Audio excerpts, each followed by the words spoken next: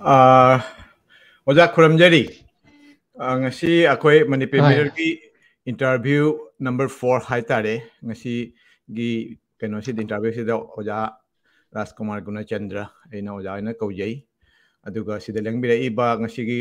kenosi event asi yengbidu mayambu ai khoina Manipur Mirror gi maikai amasung akoi kai haitare Canada da leiriba Manipuri mayam gi maikai dagi su mayambu Khurramjari aduga loinana Oja busu Khurramjari ikai khumnajari Manipur Mirror yamna kai hatare yamna sangna chatharakpa program natragasu chahi muktang phajari chahi phadri andaki September October November da chahi phagadabani aduna yamna una puthokcharakpa platform amani adu ngasi ojabu akhoigi platform asida phangbasi yamna harawningai ni amasung ikai kai hatare akhoigi oinadi yamna pungning thaugatningai ni taseng hairadi mapanda leiba akoina asum khara tamna sum khana jirakpani oja adu ojabu akoina ningsing obo jana hala harawna yabirakpase thamoi sengna thagatsari oja oja keno tobase ahambada akoi kai hatare ojagi maramda akoi khara khangjare ojana thabirakpa lairik laisu amasung larki maming ojagi keno sing kai hata ojana tobirama thabak mayam ade honor tobirakba adidagi di ojana yauramba keno mayam je khangjare akoi budi adu mayam gi oina oja muktang haibiu oja keno gi IMAKHOL gi president ori loina na lairik khara su phongbi khre aduna lairik ki maming amasung agi matang da khajitang samlappa akoi viewers sing gi manungda khara khangbina khangnaba wasi aigi ming alaman gi se hana haijage laifamna singbasi ai sagi mingsi panbikre Rajkumar Gunachandra Singh aduga apopagi mingna Rajkumar Lairen Chana Singh aduga apopi magi mingna Irumbam Ningon Nindemcha Ongbi Angobi Sija Kawi aise September gi tarik ahum kumjali singo champan yakai toida Imphal West ki awang posangbam haiba Manipur ki laikai amada pokjabani aduga aina ahambasi toan ba literature ki lamda changdringaida ai sasi koigi northeastern region da laiba nekon aduga long form da hairagana northeastern industrial consultant haiba sigi senior consultant oina pothajabani ayangna northeastern region yempham khudimagda thabak tawjarami asiga mari lainana dealing with people mioi base kramai loinani management training na karino financial management haibana singbasigi maramda mayamna hujikkan na ngangnariba skill development and entrepreneurship haiba industry department dagi tonganba selama kar tawga ministry ama oina laiba asigumba ministry asigi makhada Entrepreneurship Development Institute of India haina Ahmedabad Gujarat ai training si phangjarakpani aduga mari lainana aina literature da koigi changakpa amama sigi matang dasu panjagani do hamba oina aiha literature gi lams leida lairik khara puthok chakre lairik si maru aina koigi saireng da Imagee sama saiba ma aduga akoigi Provarbs ki da koi Pukningi Choirol haiba Provarbs ki lairik ama loinana criticism ki lairik ani Wahoudok Khara Neinaba Khara aduga Khomjinba Wareng Khara amasung Neinaba Khara hairiba lairik sing asigi mathakta aina service ta tawjaramba adugumba lairik ama ai puthok chakre maduna guidebook for entrepreneurship development haiba hujiki matamda thau phangdabada thau pinanabagi maramda training pinanabagi guidebook asi ya hanba oina aina irajida wasi Manipur dagi phongba lairik ama oina puthok chadana koi Manipur University na chingbada entrepreneurship ki syllabus tamiba kambu gi reference oina help book oina huji ꯊꯝꯖꯩ ꯑꯗꯨꯒ ꯃꯈꯥ ꯇꯥꯅ ꯑꯩꯍꯥꯛꯅ ꯇꯧꯖꯔꯛꯄ ꯊꯕꯛꯇꯤ 2000 ꯁ꯭ꯋꯥꯏꯗꯒꯤꯗꯤ ꯁꯥꯍꯤꯇ꯭ꯌꯒꯤ ꯂꯝꯗ ꯂꯥꯛꯅꯅꯕꯒꯤ ꯃꯔꯝꯁꯤꯗꯩꯗ ꯀꯂꯝꯅꯤꯁ ꯑꯃ ꯑꯣꯏꯅ ꯀꯨꯝꯖꯥ 2000 ꯑꯁꯤꯗꯒꯤ ꯆꯪꯖꯔꯛꯑꯦ ꯑꯗꯨꯅ ꯃꯊꯪ ꯇꯣꯉꯥꯟ ꯇꯣꯉꯥꯟꯕ ꯄꯦꯄꯔꯗ ꯏꯖꯔꯝꯕ ꯑꯁꯤꯅ ꯑꯩꯅ ꯏꯖꯔꯛꯄꯁꯤ ꯃꯔꯨꯑꯣꯏꯅ ꯁꯉꯥꯏ ꯑꯦꯛꯁꯄ꯭ꯔꯦꯁ ꯍꯥꯏꯅ ꯍꯧꯖꯤꯛ ꯌꯥꯝꯅ ꯃꯥꯡꯖꯤꯟ ꯊꯥꯅ ꯆꯠꯂꯤꯕ ꯄꯦꯄꯔꯁꯤꯗꯩꯗ 2002 ꯁ꯭ꯋꯥꯏꯗꯒꯤꯅ 2005 ꯐꯥꯎꯕ ꯑꯃ ꯏꯖꯔꯝꯃꯤ ꯑꯗꯨꯒꯤ ꯃꯇꯨꯡꯗ ꯑꯇꯣꯞꯄ ꯆꯍꯤ 2 ꯃꯈꯥꯏ ꯑꯃꯅ ꯄꯣꯛꯅꯐꯝ ꯍꯥꯏꯕ ꯌꯥꯝꯅ ꯃꯁꯛ ꯅꯥꯏꯕ ꯃꯅꯤꯄꯨꯔꯗ ꯐꯣꯡꯕ ꯗꯦꯂꯤ ꯄꯦꯄꯔ ꯄꯥꯎꯆꯦ ꯑꯁꯤꯒꯤ ꯀꯂꯝ ꯃꯇꯨꯡꯗ ꯇ꯭ꯔꯤꯄꯨꯔꯥꯗ ꯑꯗꯨꯒ ꯁꯥꯔꯚꯤꯁ ꯑꯗꯨ ꯃꯊꯪꯗꯅ ꯅꯥꯒꯥꯂꯦꯟꯗ ꯁꯥꯔꯚꯤꯁ ꯇꯧꯈꯤꯕꯒꯤ ꯀꯂꯝꯅꯤꯁꯀꯤ ꯊꯕꯛꯁꯤ ꯈꯔ ꯂꯦꯞꯄꯕ ꯃꯇꯨꯡꯗ ꯑꯃꯨꯛ ꯁꯥꯔꯚꯤꯁꯇꯒꯤ ꯔꯤꯇꯥꯌꯔ ꯇꯧꯔꯒ ꯍꯜꯂꯕ ꯃꯇꯨꯡꯗ 2015ꯒꯤ ꯑꯔꯣꯏꯕ ꯁꯔꯨꯛ ꯁꯤꯗꯒꯤ ꯃꯅꯤꯄꯨꯔꯗ ꯅꯧꯅ ꯐꯣꯡꯒꯠꯂꯛꯄ ꯏꯆꯦꯜ ꯑꯦꯛꯁꯄ꯭ꯔꯦꯁ ꯍꯥꯏꯕ ꯄꯦꯄꯔ ꯑꯃꯒꯤ ꯍꯧꯖꯤꯛ ꯀꯂꯝꯅꯤꯁ ꯑꯣꯏꯅ ꯂꯩꯖꯔꯦ ꯃꯁꯤꯅ ꯑꯩꯅ ꯂꯤꯇꯔꯦꯆꯔꯒꯤ ꯂꯝꯗ ꯆꯪꯉꯛꯅꯕꯒꯤ ꯑꯆꯧꯕ ꯒꯥꯏꯗꯂꯥꯏꯟ ꯑꯃ ꯄ꯭ꯂꯦꯠꯐꯣꯝ ꯑꯃ ꯑꯣꯏꯌꯦꯅ ꯑꯩ ꯁꯤꯐꯥꯎꯁꯤ ꯑꯩꯒꯤ ꯃꯥꯏꯀꯩꯗꯒꯤ ꯊꯝꯖꯔꯤ ꯊꯥꯒꯠꯆꯔꯤ ꯑꯣꯖꯥ ꯑꯣꯖꯥꯕꯨꯁꯨ ꯑꯃꯨꯛꯀ ꯍꯟꯅ ꯑꯩꯈꯣꯏ ꯄ꯭ꯔꯤꯃꯤꯌꯔꯒꯤ ꯃꯥꯏꯀꯩꯗꯒꯤꯁꯨ ꯊꯥꯒꯠꯆꯔꯤ ꯑꯗꯨꯒ ꯂꯣꯏꯅ ꯑꯣꯖꯥ ꯉꯁꯤꯗꯤ ꯑꯩꯈꯣꯏ ꯃꯔꯨꯑꯣꯏꯅ ꯑꯣꯖꯥꯒꯤ ꯑꯣꯖꯥꯅ ꯇꯧꯕꯤꯔꯝꯕ ꯑꯃꯁꯨꯡ ꯑꯣꯖꯥ ꯀꯩꯅꯣꯒꯤ ꯃꯅꯤꯄꯨꯔꯤ ꯁꯥꯍꯤꯇ꯭ꯌꯒꯤ ꯃꯇꯥꯡꯗꯁꯨ ꯈꯔ ꯑꯩꯈꯣꯏꯅ ꯈꯪꯖꯅꯤꯡꯕ ꯈꯔ ꯂꯩꯔꯦ ꯑꯗꯨ ꯇꯨꯡꯗ ꯂꯥꯛꯑꯁꯤ ꯑꯗꯨꯒꯤ ꯃꯃꯥꯡꯗ ꯑꯣꯖꯥꯒꯤ ꯁꯥꯔꯚꯤꯁ ꯍꯧꯒꯠꯂꯛꯄ ꯃꯇꯝꯗ ꯑꯩꯈꯣꯏꯒꯤ ꯁꯥꯔꯚꯤꯁꯇꯤ ꯑꯣꯖꯥꯒꯤ ꯏꯟꯇꯔꯄ꯭ꯔꯤꯅꯔꯁꯤꯞꯇ ꯂꯩꯔꯝꯕꯅꯤ ꯁꯥꯔꯚꯤꯁꯀꯤ ꯃꯇꯥꯡꯗ ꯀꯗꯥꯏꯗ ꯀꯔꯝ ꯇꯧꯔꯝꯕ ꯑꯗꯨꯁꯨ ꯈꯖꯤꯛꯇꯪ ꯅꯤꯡꯁꯤꯡꯕꯤꯌꯨ ꯑꯣꯖꯥ ꯑꯩꯈꯣꯏ ꯂꯤꯇꯔꯦꯆꯔꯒꯤꯁꯤꯅ ꯀꯣꯟꯅ ꯑꯁꯨꯝ ꯆꯠꯊꯁꯤ ꯍꯥꯟꯅ ꯁꯥꯔꯚꯤꯁꯀꯤ ꯃꯇꯥꯡꯗ ꯑꯣꯖꯥꯒꯤ ꯊꯦꯡꯅꯔꯛꯄ ꯑꯃ ꯀꯩꯅꯣ ꯇꯧꯕꯁꯤꯡꯁꯦ ꯑꯦꯛꯁꯄꯤꯔꯤꯌꯦꯟꯁ ꯍꯥꯏꯒꯗ꯭ꯔꯥ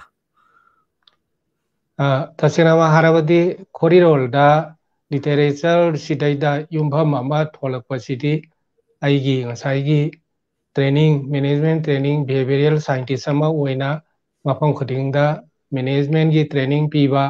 ꯁꯦꯃꯤꯅꯥꯔ ꯋꯥꯔꯛꯁꯣꯞ ꯄꯤꯕ ꯑꯁꯤꯅ ꯑꯣꯏꯈꯤ ꯃꯔꯝꯗꯤ ꯀꯔꯤꯅꯣ ꯍꯥꯏꯕꯗ ꯑꯩꯅ ꯑꯦꯟꯇꯌꯥꯔ ꯅꯣꯔꯠ ꯏꯁꯇꯔꯟ ꯔꯤꯖꯟ ꯁꯤꯗꯩꯗ ꯆꯠꯆꯔꯛꯄ ꯃꯇꯝꯗ ꯃꯩꯇꯩꯅ ꯈꯔ ꯍꯦꯟꯅ ꯄꯨꯟꯅ ꯇꯥꯕ ꯃꯐꯝ ꯑꯁꯥꯝ ꯁ꯭ꯇꯦꯠꯀꯤ ꯗꯤꯁꯇ꯭ꯔꯤꯛꯁꯤꯡ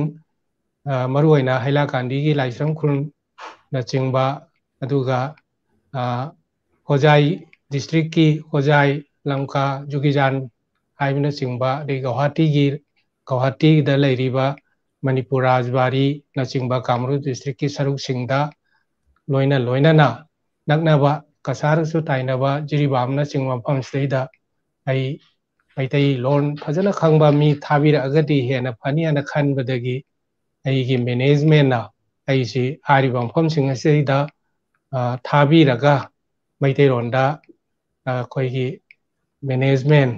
ꯊꯧꯁꯤꯜ ꯊꯧꯔꯥꯡ ꯑꯁꯤꯒꯤ ꯃꯔꯝꯗ ꯀꯣꯑꯣꯔꯗꯤꯅꯦꯠ ꯇꯧꯗꯨꯅ ꯄ꯭ꯔꯣꯒ꯭ꯔꯥꯝ ꯀꯌꯥ ꯑꯃ ꯆꯠꯂꯤ ꯃꯁꯤ ꯆꯠꯄꯁꯤꯗꯩꯗ ꯈꯨꯗꯝ ꯑꯣꯏꯅ ꯂꯥꯏꯁ꯭ꯔꯝ ꯈꯨꯟꯗ ꯍꯩꯂꯥꯀꯥꯟꯗꯤ ꯗꯤꯁꯇ꯭ꯔꯤꯛꯀꯤ ꯔꯥꯖꯦꯁꯣꯔꯄꯨꯔꯗ ꯂꯩꯔꯝꯕ ꯏꯆꯤꯜ ꯏꯅꯥꯎ ꯃꯌꯥꯝ ꯃꯩꯇꯩꯗꯤ ꯑꯣꯏꯕ ꯑꯗꯨꯒ ꯑꯁꯥꯝꯗ ꯑꯗꯨꯝ ꯈꯨꯟꯗꯥꯗꯨꯅ ꯂꯩꯈ꯭ꯔꯕ ꯀꯥꯡꯕꯨ ꯑꯁꯤꯅ ꯃꯣꯏꯁꯤ ꯑꯩ ꯄꯦꯄꯔꯒꯤ ꯑꯏꯕ ꯑꯣꯏꯕ ꯀꯂꯝꯅꯤꯁ ꯑꯣꯏꯕꯗꯨꯗ ꯏꯕꯨ ꯏꯔꯗꯤ ꯑꯏꯕꯒꯤ ꯃꯅꯨꯡꯗ ꯔꯥꯏꯇꯔ ꯑꯃꯒꯤ ꯑꯣꯏꯅ ꯀꯕꯤ ꯑꯃ ꯑꯣꯏꯅ ꯈꯟꯅꯔ ꯃꯣꯏꯅ ꯑꯩꯕꯨ ꯑꯣꯛꯄꯤꯕ ꯁꯝꯕꯔꯙꯅꯥ ꯇꯧꯕ ꯑꯁꯤꯅꯆꯤꯡꯕ ꯀꯌꯥ ꯑꯁꯤ ꯇꯧꯕꯅ ꯃꯔꯝ ꯑꯣꯏꯔꯀꯥꯟꯗ ꯑꯩꯅ ꯃꯐꯝ ꯈꯨꯗꯤꯡꯗ ꯆꯠꯄꯗ ꯑꯩꯁꯦ ꯁꯥꯍꯤꯇ꯭ꯌꯀꯥꯔ ꯑꯃꯒꯨꯝꯅ ꯑꯣꯛꯄꯤꯕ ꯑꯁꯤꯅ ꯃꯊꯧ ꯁꯪꯕ ꯑꯃ ꯑꯣꯏꯈꯤꯕꯅꯤ ꯍꯥꯏꯕ ꯌꯥꯏ ꯈꯨꯗꯝ ꯑꯃ ꯄꯟꯖꯔꯕꯗ ꯑꯁꯥꯝꯒꯤ ꯁꯥꯍꯤꯇ꯭ꯌꯗ ꯁꯥꯍꯤꯇ꯭ꯌꯒꯤ ꯄꯦꯟꯁꯟ ꯐꯪꯉꯕ ꯁꯨꯕ꯭ꯔꯥꯝ ꯍꯥꯏꯅ ꯑꯩꯈꯣꯏꯅ ꯈꯪꯅꯕ ꯃꯣꯏꯔꯦꯡꯖꯝꯒꯤ ꯑꯣꯖꯥ ꯁꯨꯕ꯭ꯔꯥꯝ ꯗꯦꯕ ꯁꯤꯡ ꯍꯥꯏꯕꯁꯤꯃꯛꯅ ꯍꯧꯖꯤꯛꯇꯤ ꯑꯁꯥꯝ ꯁꯥꯍꯤꯇ꯭ꯌ ꯄꯦꯟꯁꯟ ꯐꯪꯉꯕ ꯑꯗꯨꯒꯨꯝꯕ ꯑꯣꯖꯥ ꯑꯁꯤꯅ ꯃꯥꯒ ꯇꯤꯟꯅꯕ ꯃꯤꯑꯣꯏ ꯀꯌꯥ ꯑꯃꯁꯤ ꯄꯨꯜꯂꯒ ꯑꯩꯅ ꯂꯥꯏꯁ꯭ꯔꯝ ꯈꯨꯟꯗ ꯇ꯭ꯔꯦꯅꯤꯡ ꯄ꯭ꯔꯣꯒ꯭ꯔꯥꯝ ꯑꯁꯤ ꯄꯥꯏꯅꯅꯕꯒꯤ ꯂꯥꯛꯄ ꯃꯇꯝꯁꯤꯗ ꯃꯥꯗꯤ ꯁꯥꯍꯤꯇ꯭ꯌꯀꯥꯔ ꯑꯃꯅꯤ ꯍꯥꯏꯅ ꯑꯣꯛꯄꯤꯕꯅꯆꯤꯡꯕ ꯁꯝꯕꯔꯙꯅꯥ ꯇꯧꯕ ꯑꯁꯤꯅ ꯑꯩꯉꯣꯟꯗ ꯑꯆꯧꯕ ꯃꯊꯧ ꯐꯦꯡꯕ ꯑꯩꯕꯨ ꯍꯤꯔꯝꯁꯤꯗ ꯍꯦꯟꯅ ꯃꯥꯡꯖꯤꯟ ꯊꯥꯅ ꯆꯪꯁꯤꯜꯂꯛꯅꯕꯒꯤ ꯃꯆꯥꯛ ꯑꯃ ꯑꯣꯏꯈꯤꯕ ꯑꯗꯨꯒꯨꯝꯕ ꯃꯤꯁꯛ ꯑꯃꯅꯤ ꯍꯥꯏꯕꯁꯤ ꯑꯩ ꯄꯟꯖꯅꯤꯡꯉꯤ ꯃꯔꯝ ꯑꯗꯨꯅ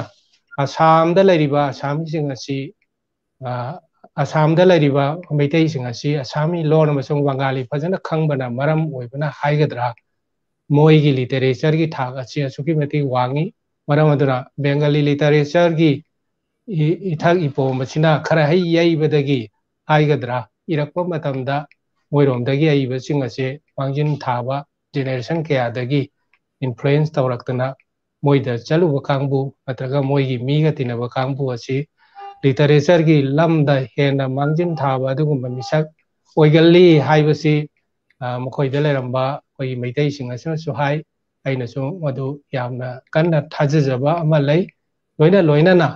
ꯇ꯭ꯔꯤꯄꯨꯔꯥꯗ ꯂꯩꯔꯤꯕ ꯍꯧꯖꯤꯛ ꯇ꯭ꯔꯤꯄꯨꯔꯥꯒꯤ ꯃꯅꯤꯄꯨꯔꯤ ꯁꯥꯍꯤꯇ꯭ꯌ ꯄꯔꯤꯁꯠ ꯃꯣꯏꯗ ꯂꯩꯔꯤꯕ ꯏꯌꯥꯝꯕꯁꯤꯡ ꯑꯗꯨꯒ ꯃꯔꯨꯞ ꯃꯄꯥꯡꯁꯤꯡ ꯑꯁꯤꯅꯁꯨ ꯇ꯭ꯔꯤꯄꯨꯔꯥꯗ ꯑꯩꯅ ꯇ꯭ꯔꯦꯅꯤꯡ ꯄ꯭ꯔꯣꯒ꯭ꯔꯥꯝꯒꯤ ꯆꯠꯂꯒ ꯂꯩꯔꯨꯕ ꯃꯇꯝꯗ ꯃꯣꯏꯒ ꯊꯦꯡꯅꯕ ꯂꯣꯏꯅꯔꯛꯄ ꯑꯁꯤꯅ ꯏꯁꯥꯗ ꯁꯥꯍꯤꯇ꯭ꯌꯒꯤ ꯑꯣꯏꯕ ꯑꯆꯧꯕ ꯏꯟꯐ꯭ꯂꯨꯌꯦꯟꯁ ꯑꯃ ꯏꯆꯦꯜ ꯑꯃ ꯄꯤꯔꯛꯇꯅ ꯑꯩꯉꯣꯟꯗ ꯌꯩꯕꯒꯤ ꯀꯩꯅꯣꯁꯤ ꯑꯣꯏ ꯍꯥꯏꯕꯁꯤꯃ ꯑꯩ ꯍꯥꯏꯖꯅꯤꯡꯉꯤ ꯃꯈꯥ ꯇꯥꯅ ꯑꯩꯅ ꯄꯟꯖꯅꯤꯡꯕꯁꯤ ꯑꯩꯈꯣꯏꯒꯤ ꯏꯃꯥꯈꯣꯜꯒꯤ ꯃꯔꯝꯗ ꯁꯣꯝꯅ ꯍꯪꯕꯤꯈꯤꯕꯗꯣ ꯃꯗꯨꯒꯤ ꯃꯇꯥꯡꯗ ꯑꯩꯅ ꯄꯟꯖꯅꯤꯡꯕꯁꯤ ꯏꯔꯝꯗꯝ ꯃꯤꯌꯥꯝꯒꯤ ꯑꯄꯨꯟꯕ ꯈꯣꯔꯖꯩ ꯂꯨꯞ ꯍꯥꯏꯕ ꯑꯩꯈꯣꯏꯒꯤ ꯑꯁꯥꯡꯕꯤꯗ ꯍꯥꯏꯔꯒ ꯑꯇꯦꯟꯕꯗ ꯏꯃꯥꯈꯣꯜ ꯍꯥꯏꯕ ꯑꯁꯤꯒꯤ ꯁꯪꯁꯊꯥꯟꯁꯤ ꯍꯧꯖꯤꯛ ꯌꯥꯝꯅ ꯃꯁꯛ ꯅꯥꯏꯕ ꯁꯪꯁꯊꯥꯟ ꯑꯃ ꯑꯣꯏꯔꯦ ꯃꯁꯤꯒꯤ ꯁꯪꯁꯊꯥꯟꯁꯤ ꯂꯤꯡꯈꯠꯅꯕ ꯍꯣꯠꯅꯕꯗ ꯑꯩꯒꯤ ꯃꯔꯨꯞ ꯃꯄꯥꯡ ꯁꯤ ꯀꯦꯁꯣ ꯁꯤꯡ ꯏꯔꯦꯡꯕ ꯂꯩꯈꯤꯗ꯭ꯔꯦ ꯑꯗꯨꯒ ꯃꯥꯅ ꯐꯥꯎꯟꯗꯔ ꯁꯦꯀ꯭ꯔꯦꯇꯔꯤ ꯑꯣꯏꯕꯅꯤ ꯂꯣꯏꯅꯅ ꯖꯥꯇꯤꯁꯣꯔ ꯁꯧꯕꯥꯝ ꯍꯥꯏꯅ ꯋꯥꯔꯤ ꯃꯆꯥ ꯏꯕꯗ ꯃꯃꯤꯡ ꯂꯩꯕ ꯅꯤꯄꯥ ꯑꯁꯤꯁꯨ ꯃꯥꯅ ꯍꯥꯟꯅ ꯂꯩꯈꯤꯗ꯭ꯔꯦ ꯃꯥꯁꯨ ꯑꯩꯈꯣꯏꯒꯤ ꯚꯥꯏꯁ ꯄ꯭ꯔꯁꯤꯗꯦꯟ ꯑꯣꯏꯅ ꯂꯩ ꯑꯗꯨꯒ ꯄꯨꯟꯅ ꯇꯤꯝꯁꯤꯗꯩꯗ ꯑꯍꯥꯟꯕꯒꯤ ꯐꯥꯎꯟꯗꯔꯁꯤꯡ ꯑꯁꯤ ꯑꯩꯈꯣꯏ ꯄꯟꯖꯕ ꯇꯥꯔꯕꯗ ꯆꯤꯡꯉꯥꯡꯕꯝꯒꯤ ꯆꯟꯗ꯭ꯔꯀꯂꯥ ꯊꯣꯟꯖꯝꯒꯤ ꯁꯣꯔꯣꯖꯤꯅꯤ ꯃꯣꯡꯖꯝꯕꯤ ꯃꯣꯍꯦꯟꯗ꯭ꯔꯣ ꯆꯤꯡꯉꯥ ꯏꯕꯣꯝꯆꯥ ꯍꯥꯏꯕ ꯑꯗꯒꯤ ꯑꯩꯈꯣꯏꯒꯤ ꯂꯩꯁꯥꯡꯊꯦꯝ ꯏꯕꯦꯔꯃ ꯁꯒꯣꯜꯁꯦꯝ ꯕꯤꯂꯥꯁꯤꯅꯤ ꯍꯥꯏꯔꯤꯕ ꯃꯤꯑꯣꯏꯁꯤꯡ ꯑꯁꯤ ꯌꯥꯝꯅ ꯑꯩꯈꯣꯏꯗ ꯃꯇꯦꯡ ꯄꯥꯡꯕ ꯑꯗꯨꯒ ꯁꯤ ꯍꯧꯔꯛꯄꯒꯤ ꯏꯃꯥꯈꯣꯜ ꯍꯧꯔꯛꯄꯗ ꯌꯥꯝꯅ ꯋꯥꯈ꯭ꯔꯕ ꯃꯔꯨꯞ ꯃꯄꯥꯡꯁꯤꯡ ꯏꯆꯜ ꯏꯆꯦꯁꯤꯡ ꯄꯨꯝꯅꯃꯛꯅꯤ ꯑꯩꯅ ꯉꯁꯤꯒꯤ ꯇꯦꯜꯂꯕ ꯃꯇꯝ ꯑꯁꯤꯗ ꯃꯤ ꯈꯨꯗꯤꯡꯃꯛꯀꯤ ꯃꯃꯤꯡ ꯄꯟꯕꯒꯤ ꯈꯨꯗꯣꯡꯆꯥꯕꯗꯨ ꯂꯩꯖꯗꯕꯅ ꯈꯔ ꯍꯩ ꯄꯟꯖꯕꯅꯤ ꯑꯗꯨꯒ ꯍꯥꯏꯔꯤꯕ ꯁꯪꯁꯊꯥꯟ ꯑꯁꯤ ꯑꯩꯈꯣꯏ 2003ꯒꯤ ꯀꯨꯝꯖꯥ 2003ꯒꯤ ꯃꯥꯔꯆꯀꯤ 18ꯗ ꯑꯋꯥꯡ ꯄꯣꯠꯁꯣꯝꯗ ꯍꯦꯗꯀ꯭ꯋꯥꯔꯇꯔ ꯑꯣꯏꯔꯒ ꯂꯤꯡꯈꯠꯆꯈꯤꯕ ꯑꯗꯨꯒꯨꯝꯕ ꯁꯪꯁꯊꯥꯟꯅꯤ ꯆꯥꯎꯔꯥꯛꯅ ꯆꯍꯤ 53-40ꯒꯤ ꯃꯌꯥ ꯆꯪꯁꯤꯜꯂꯛꯑꯦ ꯍꯥꯏꯕ ꯇꯥꯔꯦ ꯑꯗꯨꯒ ꯁꯪꯁꯊꯥꯟ ꯑꯁꯤꯅ ꯇꯦꯜꯂꯕ ꯃꯇꯝ ꯈꯔꯁꯤꯗꯩꯗ ꯆꯥꯎꯔꯥꯛꯅ ꯃꯦꯝꯕꯔꯁꯤ 140ꯔꯣꯝ ꯁꯤꯒꯤ ꯃꯅꯨꯡꯗ ꯂꯩꯈꯤꯗꯕ ꯈꯔ ꯌꯥꯎꯔꯒ 150ꯒꯤ ꯃꯊꯛꯇ ꯑꯦꯛꯇꯤꯚ ꯑꯣꯏꯅ ꯍꯧꯖꯤꯛ ꯃꯦꯝꯕꯔꯁꯤ ꯂꯩꯖꯔꯤ ꯑꯗꯨꯒ ꯐꯣꯡꯈꯤꯕ ꯂꯥꯏꯔꯤꯛ ꯑꯁꯤꯅ 102ꯒꯨꯝꯕ ꯑꯁꯨꯃꯥꯏꯅ ꯇꯧꯅ ꯂꯩꯔꯦ ꯑꯗꯨ ꯃꯈꯥ ꯇꯥꯅ ꯍꯥꯏꯖꯅꯤꯡꯕꯗꯤ ꯑꯩꯈꯣꯏ ꯁꯤꯗꯩꯗ ꯃꯅꯤꯄꯨꯔ ꯄꯨꯝꯕꯒꯤ ꯃꯦꯝꯕꯔꯁꯦ ꯌꯥꯎꯕꯤꯔꯦ ꯍꯥꯟꯅꯗꯤ ꯑꯋꯥꯡ ꯄꯣꯠꯁꯪꯕꯝꯗ ꯏꯝꯐꯥꯜ ꯏꯁ ꯋꯦꯁꯀꯤ ꯖꯒꯥꯗꯃꯛ ꯀꯟꯁꯦꯟꯇ꯭ꯔꯦꯠ ꯇꯧꯗꯨꯅ ꯂꯩꯔꯝꯕ ꯑꯗꯨꯒꯨꯝꯕ ꯑꯣꯔꯒꯅꯥꯏꯖꯦꯁꯟꯅꯤ ꯑꯗꯨꯕꯨ ꯍꯧꯖꯤꯛꯇꯤ ꯃꯅꯤꯄꯨꯔ ꯄꯨꯝꯕꯒꯤ ꯃꯤꯑꯣꯏ ꯈꯨꯗꯤꯡꯃꯛ ꯑꯩꯈꯣꯏꯒꯤ ꯂꯤꯇꯔꯦꯆꯔꯒꯤ ꯈꯣꯔꯤꯔꯣꯜꯗ ꯊꯋꯥꯏ ꯌꯥꯎꯕ ꯑꯉꯥꯡ ꯍꯥꯏꯕꯗꯒꯤꯅ ꯑꯍꯟ ꯐꯥꯎꯕꯁꯤ ꯍꯥꯏꯗꯤ ꯌꯥꯝꯅ ꯅꯧꯔꯤꯕ ꯁꯥꯇ꯭ꯔ ꯁꯥꯇ꯭ꯔꯤꯗꯒꯤꯅ ꯁꯦꯅꯤꯌꯔ ꯁꯤꯇꯤꯖꯟꯒꯤ ꯀꯥꯡꯕꯨ ꯐꯥꯎꯕꯗ ꯑꯩꯈꯣꯏꯒꯤꯗ ꯃꯦꯝꯕꯔ ꯑꯣꯏꯕꯤꯅ ꯍꯧꯖꯤꯛꯁꯦ ꯂꯥꯏꯚꯇ ꯃꯦꯝꯕꯔ 150 ꯈꯔ ꯍꯦꯟꯅ ꯂꯩꯔꯦ ꯁꯤꯒꯤ ꯃꯊꯛꯇ ꯑꯩꯅ ꯃꯈꯥ ꯇꯥꯅ ꯄꯟꯖꯅꯤꯡꯕꯗꯤ ꯑꯩꯈꯣꯏꯒꯤ ꯑꯣꯔꯒꯅꯥꯏꯖꯦꯁꯟ ꯑꯁꯤꯕꯨ ꯍꯥꯏꯕꯤꯌꯨ ꯑꯣꯖꯥ ꯁꯤꯗ ꯋꯥꯔꯧꯕꯤꯕ ꯌꯥꯗꯦ ꯑꯣꯖꯥ ꯑꯩꯈꯣꯏ ꯏꯃꯥꯈꯣꯜ ꯍꯧꯒꯠꯈꯤꯕꯁꯤ ꯑꯩꯈꯣꯏ ꯑꯣꯖꯥ ꯑꯩꯈꯣꯏꯅ ꯍꯧꯖꯤꯛꯀꯤ ꯍꯥꯏꯔꯤꯕ ꯂꯩꯈꯤꯗ꯭ꯔ ꯑꯩꯈꯣꯏ ꯑꯣꯖꯥ ꯑꯩꯅ ꯄꯥꯕꯨꯡ ꯐꯥꯎꯖꯕ ꯀꯩꯁꯣꯏ ꯂꯦꯡꯕꯒ ꯂꯣꯏꯅꯅ ꯃꯌꯥꯝꯅ ꯍꯧꯒꯠꯈꯤꯕꯒꯤ ꯃꯇꯥꯡꯁꯦ ꯑꯁꯤꯗ ꯑꯩꯅ ꯍꯣꯏ ꯍꯪꯖꯅꯤꯡꯕꯁꯤꯅ ꯑꯩꯈꯣꯏ ꯃꯅꯤꯄꯨꯔꯤ ꯁꯥꯍꯤꯇ꯭ꯌ ꯄꯔꯤꯁꯠ ꯂꯩꯔꯤ ꯑꯗꯩꯗꯤ ꯑꯣꯖꯥ ꯌꯥꯎꯕꯤꯔꯝꯕ ꯑꯩꯈꯣꯏ ꯁꯥꯍꯤꯇ꯭ꯌ ꯄ꯭ꯔꯦꯃꯤ ꯑꯇꯩ ꯁꯥꯍꯤꯇ꯭ꯌꯒꯤ ꯁꯪꯁꯊꯥꯟ ꯑꯇꯩꯁꯨ ꯂꯩꯅ ꯑꯩꯈꯣꯏ ꯏꯃꯥꯈꯣꯜ ꯍꯧꯒꯠꯈꯤꯕꯒꯤ ꯃꯇꯥꯡꯁꯦ ꯀꯔꯝꯕ ꯀꯩ ꯍꯥꯏꯇꯥꯔꯦ ꯀꯔꯝꯕ ꯐꯤꯕꯝꯗꯒꯤ ꯀꯔꯝꯕ ꯑꯑꯣꯟꯕ ꯃꯥꯏ ꯄꯨꯔꯛ ꯋꯥꯈꯜꯂꯣꯟꯁꯦ ꯋꯥꯈꯜꯂꯣꯟꯁꯦ ꯀꯔꯤ ꯑꯅꯧꯕ ꯋꯥꯈꯜꯂꯣꯟ ꯑꯩꯈꯣꯏꯒꯤ ꯍꯣꯏ kari oina thamningi oja thamjani masida ai gi idea Meeyamgi mod na chada ba haijab tare ha ai gi individual opinion ama not in general particularly ai isagi oina haijaba machimak na chumbalan badubadi nakpigani aina koi gi mangjin thana chatkraba koi organization singsi masidaida president waramba aduga founder waramba member kaya ama koi tinajara aga madugi matung inna sangstan si laitringaida Manipur Sahitya Parishad hujik panbiribdo inauna madaida member oire maduda koi lay hidraba waja nongthomam kunja mohon adagi koi Basaspati mayum gi waja Jayanta Kumar Sharma aduga hijamgi guno aduga waja Dinamani ya masak nairaba waja singje tinaba matam staida moina hek suggestion tawbuni Gunachandra Sahitya gi sangstan da aksu line member oina yaure adum yare adubu aikoina sangstan sing asi koi mayonda laiba sina mataida laiba kangbuda yauna khudong chaba piba ngambagi chang asi khara wali marawaduna centralized tawbagi mahutta masi decentralized tawdi yam phani maramaduna yamna chawba area ama Imphal to Dimapur gi road se masina lairiba khungang sing asi na punjhallaga asomda kramaya ichaba awang posang mangumba sidaida sangstan ama thamagadi hena maduna yamna phaba maikeidongi naharol aduga halon sing iningba kangbusi mafamdu chaba aduga magi infrastructure gidugi matung inna decentralized tawdana mayonda dalaga Sahitya charcha tawdana Choirol se honabai mahutta magi laikai magi area da kudamoina Kakchingda Thawalda Jiribamda sumai tawna Bishnupurda Yaripokta leiba sumai tawna Mai North awang posangmam haiba jaga sisu achauba jaga ama oiribani Imphal West Imphal East ki district singna concentrate tawdana cover tawdan leiba village mayam masida Sahitya gi sangsana ma lingkhalagadi hena phagani haibagi mottu alaman singsina hanagi mangjin thagraba Choirol gi lamda yamna pioneer oihraba kangbu asina institution tawrakpa moina aikoida especially ithil pirakpa asina ai sangsana si puthoknaba haudoknabagi wakalon si lakhibra haina ai khanjabani yam nungaijare oya yamna maru oiba kenoni akoigi sangstan haibasidi sandokpa haitare Sahityabu pamjaba Sahityabu keno tawbasi sangstan ama anina di konba ngamdedo aduna asi oya na bebak si yamna asembani aduna oda ngasai keno tawbada akoi ama khaka akoi mapan lamda chatlubasi akoi Assam da bu oiro Tripura bu oiro asida thengnarakpa sinduchu khara Sahitya gi lamda karamba ka hetre khara tongan ba haigadra khara awonba natragana kind of difference khara di leini ko ja kenoga Manipur da hotnaramba keno siga de Assam da boiro Tripura da boiro asigi khenaba asigi keno singsina kan to boja Manipuri Sahitya gi haibu Manipur Sahitya si aina Agartala da chasabasi Sahitya da changdringaidagi office ki lamda chataba yadaba mapangi khongchat sida chalakpa matamda Agartala da aina thungba matamda Tripura gi Sahitya si yamna hena aikoi Manipur dagi wangi natraga moina yam hangre haibana chadam moigi thaksi aina comparative statement ama oina pijaba matamda angbiriba wangsigi pakhum oina yamna matang chana yamna critical oiba question amani ana ai khanjai maramdi state ka gi khenabagi comparative statement ama pibana chade aisi mafam du da lairubada thenarapa sharing du aina tawjanaba wanajabani kudam oina harabada sok tarik ti khangjadre aduga Rabindranath Tagore maksi kayarak hanna Tripura da Agartala da laami mana laaga laibamgi yumbawda adum hujuji Agartala da lairi माना लागा मणिपुर की culture से असुकी मतिक पामजखरे अदुई मथक्ता मणिपुर रासलीला मणिपुर की संस्कृति इसै नोमाय कृतोन मयाम संकृतोन चिंबसिंगसी उरबा मतुंगदा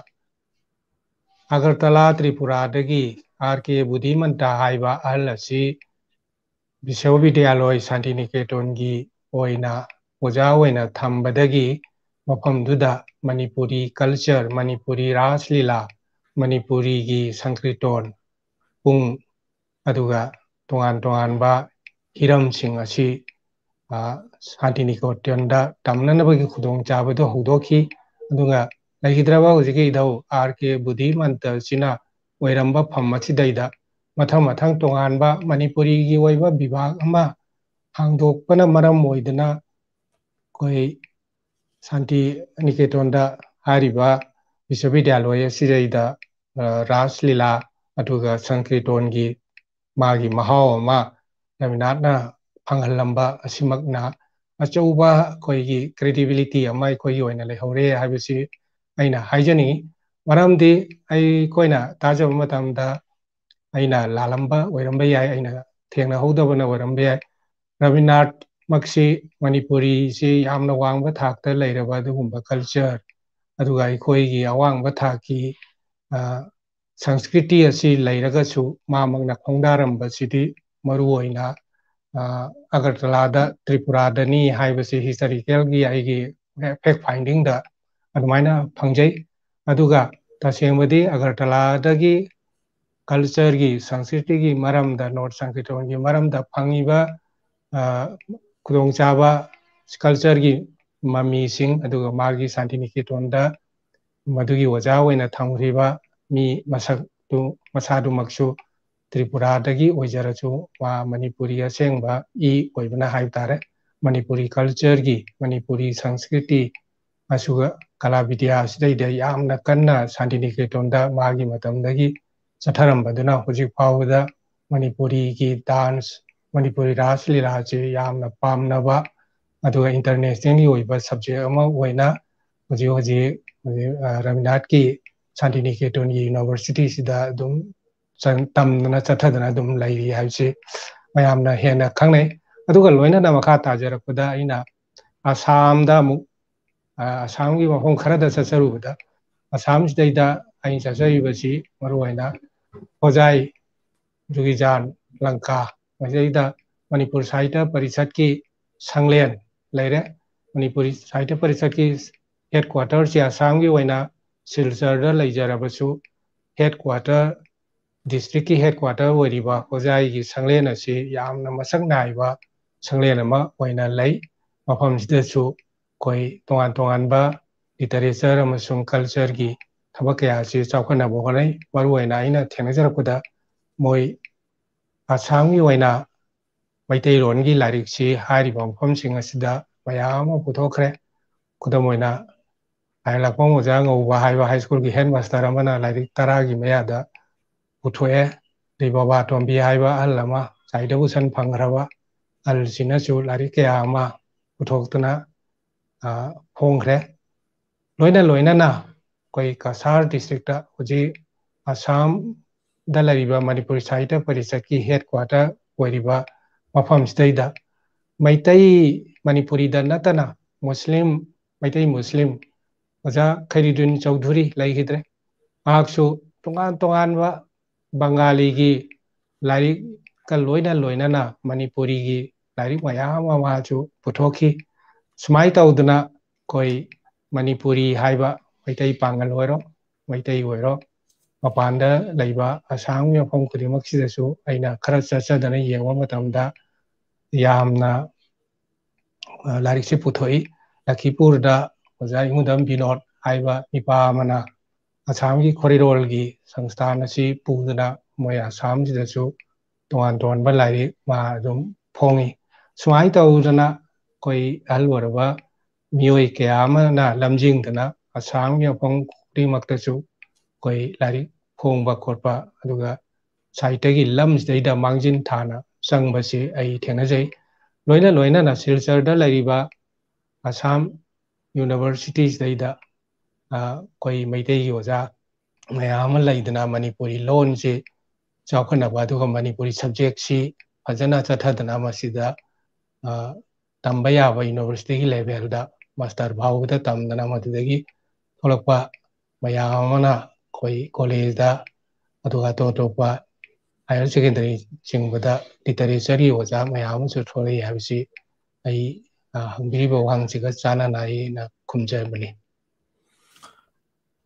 ꯌꯥꯝ ꯅꯨꯡꯉꯥꯏꯖꯔꯦ ꯑꯣꯖꯥ ꯋꯥꯍꯩ ꯑꯃꯅ ꯉꯁꯥꯏꯒꯤ ꯑꯣꯖꯥꯅ ꯃꯅꯤꯄꯨꯔꯗ ꯍꯣꯠꯅꯔꯝꯕ ꯍꯥꯏꯒꯗ꯭ꯔꯥ ꯑꯣꯖꯥꯒꯤ ꯈꯣꯔꯖꯩꯗꯒꯤ ꯊꯣꯛꯂꯛꯄ ꯀꯩꯅꯣꯁꯤꯡ ꯂꯥꯏꯔꯤꯛꯁꯤꯡꯁꯦ ꯑꯁꯤꯁꯤꯡꯁꯤ ꯄꯥꯔꯨꯔꯒ ꯑꯩꯈꯣꯏ ꯃꯄꯥꯟ ꯂꯝꯗ ꯂꯩꯕ ꯍꯥꯏꯇꯥꯔꯦ ꯕꯪꯒ꯭ꯂꯥꯗꯦꯁꯇꯁꯨ ꯂꯩꯖꯔꯤꯕ ꯑꯣꯖꯥꯒꯤ ꯏꯃꯥꯒꯤ ꯆꯥꯃꯣꯁ ꯑꯩꯈꯣꯏ ꯁꯨꯝ ꯄꯥꯖꯕ ꯐꯪꯖꯩ ꯉꯁꯤꯗꯤ ꯑꯣꯟꯂꯥꯏꯟꯒꯤ ꯈꯨꯠꯊꯥꯡꯗꯁꯨ ꯂꯩꯔꯦ ꯑꯣꯖꯥꯗꯁꯨ ꯑꯩꯅ ꯊꯥꯖꯈꯤꯕꯗꯨꯅꯤ ꯑꯗꯨꯅ ꯑꯣꯖꯥꯒꯤ ꯀꯩꯅꯣꯒꯤ ꯏꯁꯥꯒꯤ ꯄ꯭ꯔꯣꯗꯛ ꯍꯥꯏꯇꯥꯔꯦ ꯑꯣꯖꯥꯒꯤ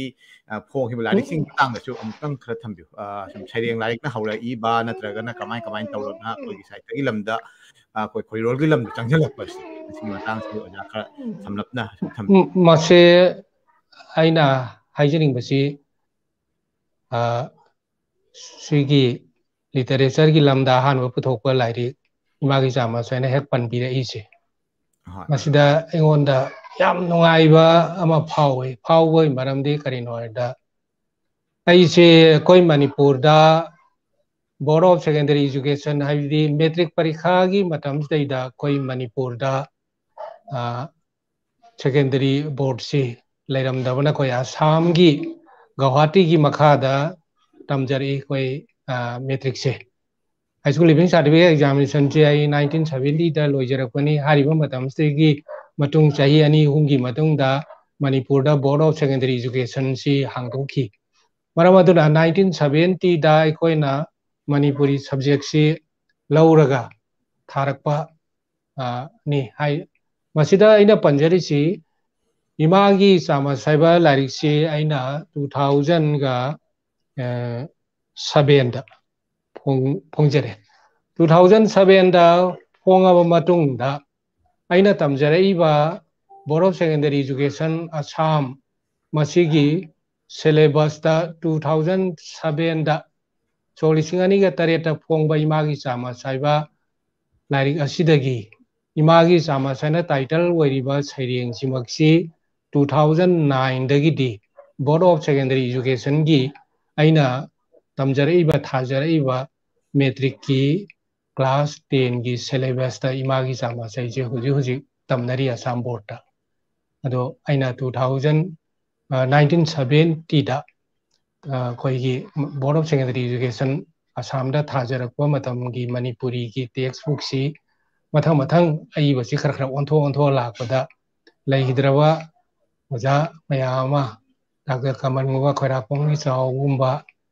मयाम ओजा नीलकांतगुम्बना चिंबना सिलेबस सिदा यावरगा अहिंगबा खरा हजिक लैबसिंगी मरक्ता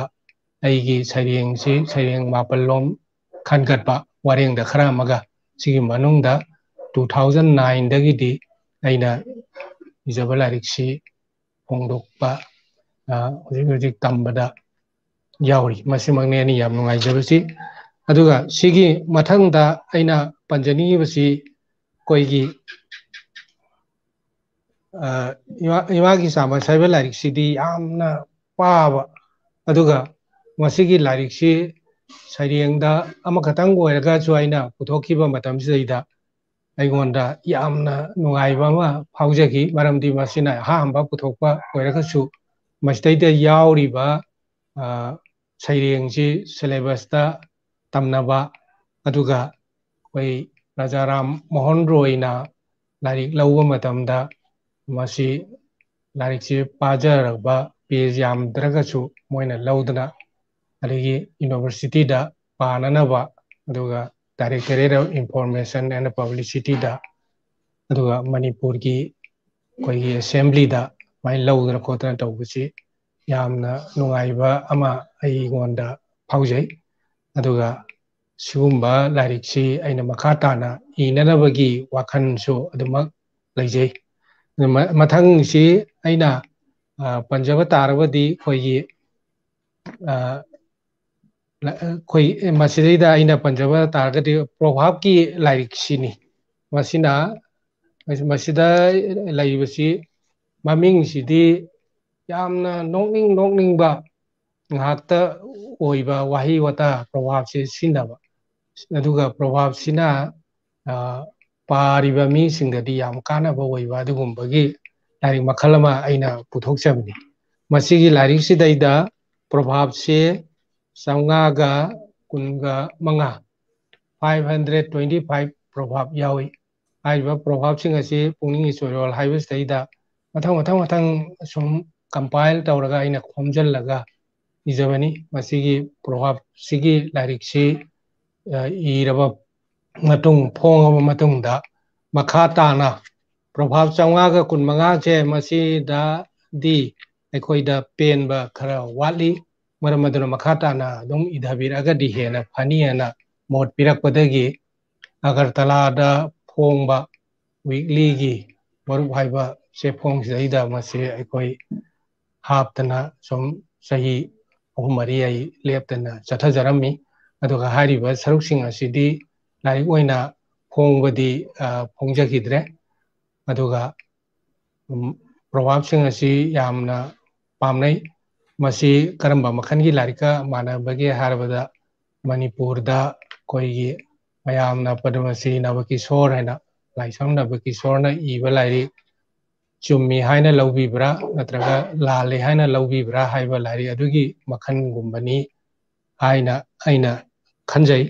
masigi lairi sumbasi ai gi motadi yamna yana puthokpagi mathau taribra haina khanjai maramdi koi jiribamdagi koi oja nupi makhangnasu ridalgi pauraugi larik ama puthokhi madugi larik adu asuki matik mayamna pamnai maram aduna aina khanjaba matamda fable gumba phungawari gumba aduga pautaki larik sing asi haugalariba angangsingda yamna makana ganena khanjai maramdi karigino haibada hojikta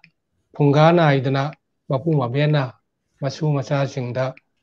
phungada wari tahandana aduga puling lausing oigedaba wari mayama tananaba du hannabagi khudong chaba moida takpi tambinabagi kainodo khudong chaba do hojite lairaktrabanina aina khanjabada masi maru oina asugumba Proverb ki lairi phungawari fable gi lairi masi khara hena puthok hanjaningbagi wari si wakhan lon si aina thamjani mathangda aina amuk ijabasi koi criticism gi larikta Wahoudok Khara Neinaba Khara haibasini Wahoudok Khara Neinaba Khara haiba larik astaida aina tongan ba aiba kunthra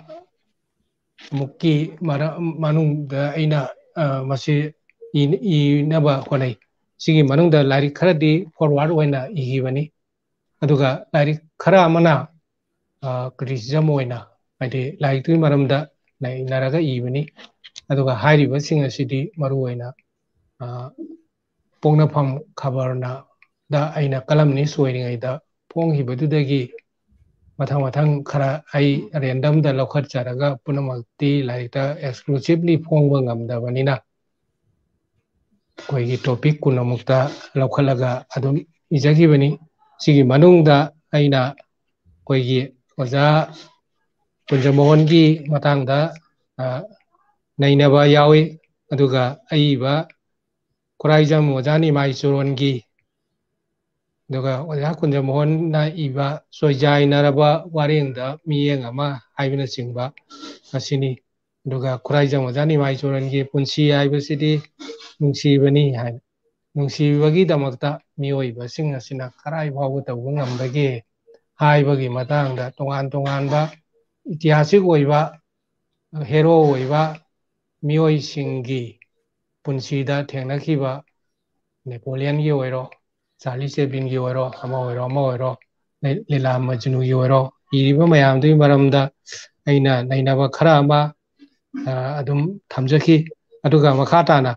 koina writer of the year 2017 pigraba mayamna Dr. Jamini oda Jamini haiba mayamna ikai khumnariba oja sigi maramda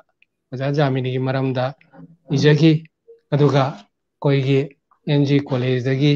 yamna masak naiba senior lecturer oina pothagiba professor koigi sangai jawbigi pukning lairangna sarkaira abada haiba lari asina singba si aino masida phongtok chadana iki aduga makhatana koina atopa lari amada amu Khomjinba naina Wareng Khara haiba sida amu Khara ma ijagi Khomjinba naina Wareng Khara haiba sida yauriba kainosi maruina topic sing asi sidasu ai gine mota yamna maruiba aiba title se Ilisa amagi mahau iba oja nongthong kunjamhon haiba adagi Ramindranath ki isai khara se sandokna aduga wa je anubat tawraga mayamda khanghanba adugumba khara amachu ai ijaki aduga Abdul Rahman haiba Muslim gi maramda zik laihidre oja se khwaidagi hena sayengda khut thaba aduga Manipur Sahitya Parishad ki awangba award phangraba Sahir Salim Lohongba haina iba aduga Naihidraba Warepa Moja Jogindrogi Bal Sahitya Puruskar Phangraba Lairiki Matangda aduga Moja Tongan ba koi misak singgi Haugalaiba Machin Tukhalaiba Aiba Mutum Devalagi Paurakpa Itilda Semjen Bawari Aibna Singba aduga Santibala Samurai Rapamgi Sachage Nangi Damak Thamba Wakhalon Iramdamgi oja Sonamani gi matangda history novelist ama oina magi matangda ina ijigi balai aduga tongan ba lamda koi Sahitya sebok phangraba kaksingdagi oja yambem Sahitya maramda aduga koi schedule matik chaba Manipur gi chief minister orimpa political affairs ki matangda koi ake Dorendra Jit ki maramda iba aduga koi ariba alwar bakangbu singbu section bagi matangda alwar ba singbu section BC haibna singba aduga tongan ba koi dharma gida aduga social activist irabot ki thana lakpada haibna singba aduga freedom fighter amoina haipo jadonang gi matangda aduga hoji eco tourism gi matangda tongan ba lam koiba singna homestay da leidana kudong chaba phangba adugi kanabadu phangado mafam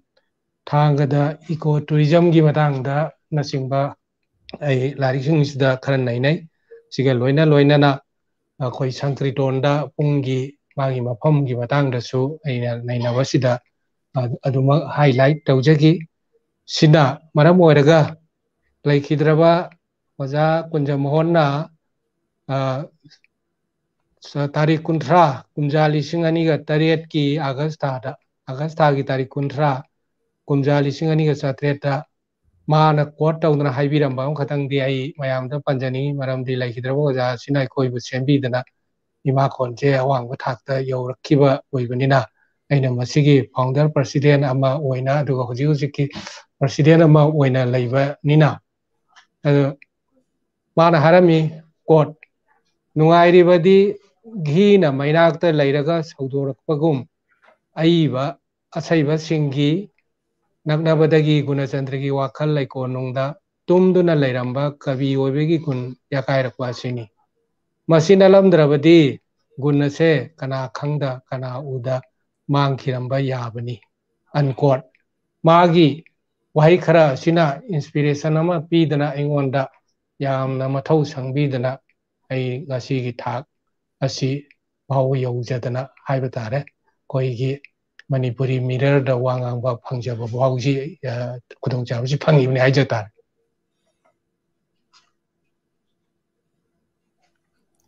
yam nungajare oja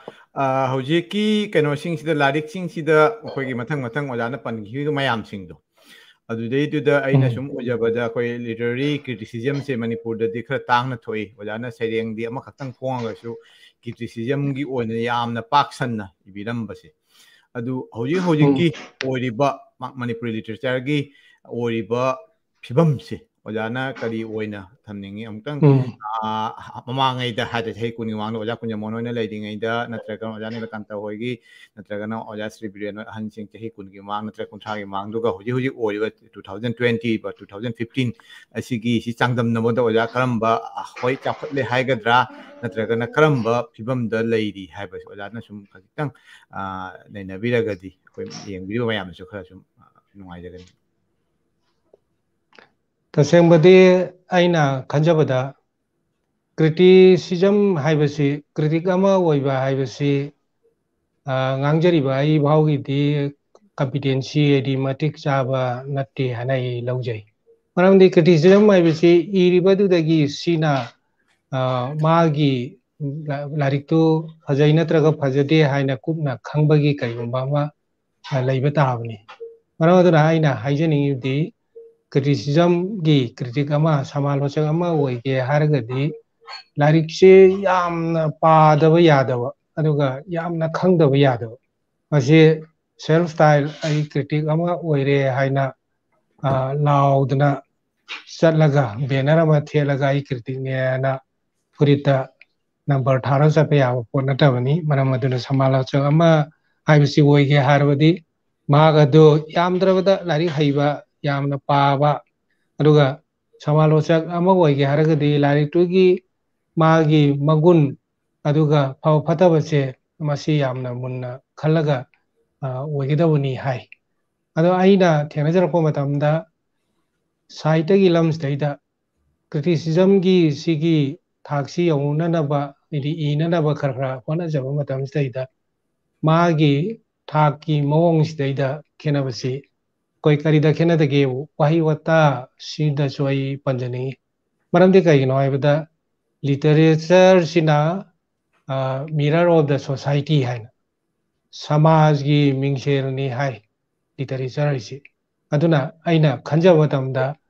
samaj gi mami si reflect tawriba scientist daida mami si phajana tahanba ngamdragadi madu paruraga madu nainaruraga madu dagi film da natraga lila da onthora yenguba matamda mi dugi wakhalonda afaba constructive oiba mawongda pukhatpagi natana destructive oiba mawong amada chatkhiba yai maram aduna ekhoina masigi matangstaida iriba mina chu afaba makhanda iraknaba duga iribadu bachu ekhoina masi phai natraga phati haina khanto tana inanabagi masaksing adu laifam thoi haina khanjai sigi matangda ina panjaning masi hanasu highlight tawdana ina jati haigadra lon gi maramda khara ai panjahre kudamana bangali singsina makoina literature gi thakta wangba natraga education da wangba natraga bangali gi influence na manipuri gi hindu singda natraga manipur da lairipa praja da influence tawba sigi matangda aina thoina haijarudragasu aina khanjaw matamda kramai tawge puning thawgatpa how to encourage a person how to encourage a writer haibasi matangda nainarakpada Bengal da lariba Kolkata da lariba Bengal gi citizen singsina koi Manipur gumba adagi Assam da lariba citizen singdagi kana khara laijai mare kaina ai matamda Bengal da koi gi aiba mani haiba mado kabini haina he sanman tawba mamingdo yawgraba adugumba mana moigi lamdamduda phawdana la haibadidi sohor da metropolis city da natana koi ki laikai amata changpa matamda lai pareng hukna makhongda lai si chaidana dumai tawna welcome tawdre encourage suki matik tawi haibama de atopa mana Bengal da laripong matamda larikse copy lisingama phongma matamda changadi at least 50% of the publication numbers of books to be 50% jidi moigi local consumption da local readers sing na leiraga dum pai haibam si matang sai daina panjani indi mase Bengal da larik laiba chatpa dukan da changma matam sida koi lai hidraba oja kunjam honong na haibira Bengal da larik laiba Kolkata gi book store da chalu tardi atai pochai laiba gi di khangdre maman yama yama ba phiron aduga atai item sing laibada essential commodity laibada थोइना यामना Hena pot लैबा लाएना हराउबा लैते अदुबु lyric लैबा book store दा कनागुमना संगदी माना lyric तो लैगेरा नत्रगा लैरोइरा चामा हेक यौरपदा हरा हराउना अतिथि सेवा हाइतारे इसिंग अमा पिथकपा असि याम फजना चनै मरमदना मोइगी strata Moina दुगी guest दुगी सन्मान तौदना अतिथि सेवा तौगी वाना चदौ कनागुमना लाइरिकी मिनी हाइनाबु हेक हाइरुरदी कवि की मौंग हाइगदर करी हाइदनो लैबगी खोपगी कोई नुगाइना वाइना अइबसिंगसिदि यामद्रबदा लाइरिक पुरकनबगी नत्रगा पुरा चननबगी वाइटू अमा खाव अमसिदि यालगा दुम चनबे अदुना मसाइगी निपा सिना खावदु यालगा लाइरिक अमा लैगे हाइना येंग चंगपा मतमसिदा मोइदा लैरंबा कांबुसिना हराव हरावना चाम पिथक्तना इसिंग पिथक्तना लाइरिक तु लैदनबु होनै अदु मरम अदुना करिनो हाइबदा लाइरिक फोंगो मतमदसु मखोइ पांगनै अदुगा लाइरिकसि लैननबगी सिसु यामद्रबदा 50% of the number of publication do मोइगी लोकल की अइबा सिंगना लोकल की रीडर सिंगना मधु लैरगा पानै हाइबसि आइना थेनजै whereas मधुगा सांगदमनदना येंगबा मतमददि मणिपुरददि हुजिक्सि लाइरिक फोंगद्रा नत्रगा लाइरिक इदरा लैबा मिसिंगना हिंगबदा असुकि मति वागने हाइबसि आइ थाजबा असि लैजै मरमदुना अइना सुम थेनजबा मतमदुगी अइबा सिंगना इबदा सु हेना थाक वांगना अदुगा लैरमिबा सिंग अदुसु हारिबा मफम सिंगसिदा लैरिबा मियोइ सिंग असुगी इन्फ्लुएंस तौबा मी ओइना तौई खुदा ओइना मणिपुरदा अहानबा कोइगी एकाडेमी साहित्य एकाडेमी अवार्ड फंगसिबसे मचा मैतै निपा मचा हाइबसिनी मागी लाइरिकसे इम्फाल अमसुंग मागी इसिंग नुंसिकी फियोम असिदा फंगी अनि सुबा लाइरिकसिना मासु अदुम असमगी कसार डिस्ट्रिक्ट किनी मोइगी अवांग थाके अइबदो दुम लैना इना हाइजरिबदना ओजा कुंजमोहनगी इलिसामगी महाव हाइबसिना एकाडेमी की अवार्ड अनि सुबा साहित्य एकाडेमी अवार्ड फंगिबा लाइरिकनी असुमना लैरमिबा कोइगी एकाडेमी अवार्ड फंगरबा हन खरा से मोइना इरंबा मतमदुगी आइदि 20th century 19 की स्वारी इबा लाइरिकसिंगसि मसिगी थाकसिदि यामना वांगना इरमी दो हुजिक्सिदि कोइगी थाकसि खरा हंधरबरा हाइबगी खरबदो अइगी वाखंदा दुम लैजै मसि लालंबि याय अदुबु अइना पंजनिंगबदि सिआइदि पंजनिंगयाना फोंदोक्चबनि ओजा मारक थतना सिदैसिदा कमेंट खरा लाई ओजा अखोय यंगबिरिबा मयामना हाइतारे अखोय बांग्लादेशदगी असमदगी त्रिपुरादगी मणिपुरगी जिरी यावना हाइतारे जिरीदगी सु अदैदि मफम असमगी होतिदगी एनजी विजया कैसाम अदैदि नोंमाइथेम सुगी चंद्र अदै सिलेटदगी रासेल माइबम ओजा बिरमंगोल त्रिपुरादगी मयाम थागै क्या ओजा सुमै मयाम दु चखरे अदुगा वहंग अमखक लाई अखोय कैनोगी नामै लापुमना नोंमै कापमना हंग बिरपन ओजा सुम उबिब्रा कैनोदा स्क्रीन दा यंगबिउ ओजाना नामै कापमगी वहंग जसिन ओजाना लाइरिक नैनबा खरा पाउचे खरा दा थेंगनाजखरे वारी मचा नैनबदा करम एसेंशियल एलिमेंट दा युमफम ओइरगा नैनबिबगे नमकम हाइजर के ओजाना लाइरिक नैनबा खरा पाउचे खरा दा थेंगनाजखरे इज स्टेटमेंट अदुई मतुंग दा वहंग ओइना हंगे इसिना वारी मचा नैनबदा करम एसेंशियल एलिमेंट दा युमफम ओइरगा नैनबिबगे वारी मचा सिंगसी नैनबा मतमदा करी दा येंगागा नैनबिबगे वारी मचा सिंगसिदा आइना नैनजरिबसि वारी मचा जे फिक्शन ओइजरगसु रियलिस्टिक मानबा वारी मचा सिंगसिमा आई की मोटा यामना पामजै वारी मचा जे मागी फिक्शन ओइना इरगसु रियलिस्टिक ओइना हेंग मानबा अदुगा कनागुमना मा मसामक्सि सेकेंड पर्सन अमा ओइना आई हाइना सिनरगा अतोपा मागी पेडागोनिस्टो अदुगी मरुओइबा हेरो नत्रगा हेरोइन मखोई असिगी महुत सिलगा नुपीना नुपीगी आई ना पुथोपा अदुगा नुपाना नुपादुगी आई ना पुथोपा sigumba sigi masada yamna wari masaduga naknana thokpa adugumba thodok singduda nainaba ai naina jagre adigi atokpa mana wari masajina magi effect maonda piba aroibada yam tenba oijaraga su mana last kick ama wari masadugi climax ta yauna mangonda ithil pirakwa ai as a reader aina critic ama oina haijawanate as a reader normal reader ama oina mangonda kudam oina harabda masaigi yamna common oiba haiba yaba wari aidi mayamda aina sandongna ngangyaba yabada Oja Kunjamongi Ilisa amagi mahau haibase kasunate maramdi mana Ilisa haiba nga si pharga baraki turendagi pukhlakpa hariba nga si mana saigi magi imung manunggi sananabagi thamningba sigumba tanjasite kamai tawgebu laita laira oibanina magi nupisina kumlaina oina hek leiba maram aduna magi imung dugi nomi dugi seng aduga kumlaina dugi hidak leinaba paisado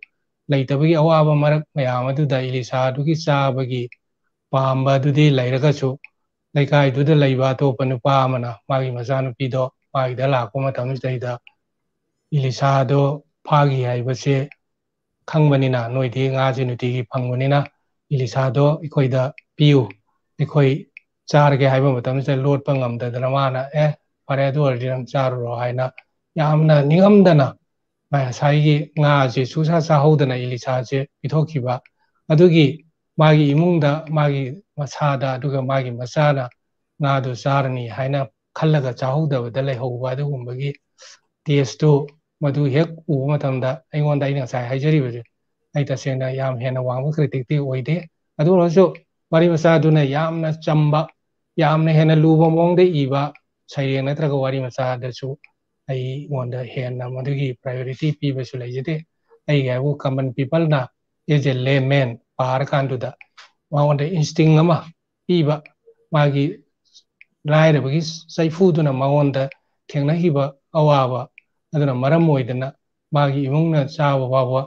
chadraba adugumba hauba ngado pisa paibagi oiraga moi imungduna khalaudana feel tawba adugi thrilling adugumba makhangi wari masa si masi aigi mota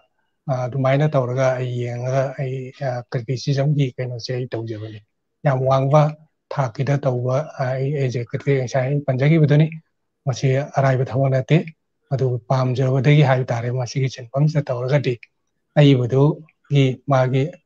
motamoti do and don'ts duga paba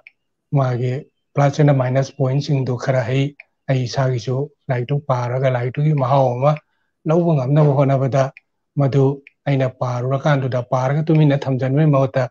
larigama present tawra adi madugi maramda kharata orsu paper da natraga larigwana phungdogadi apaba singi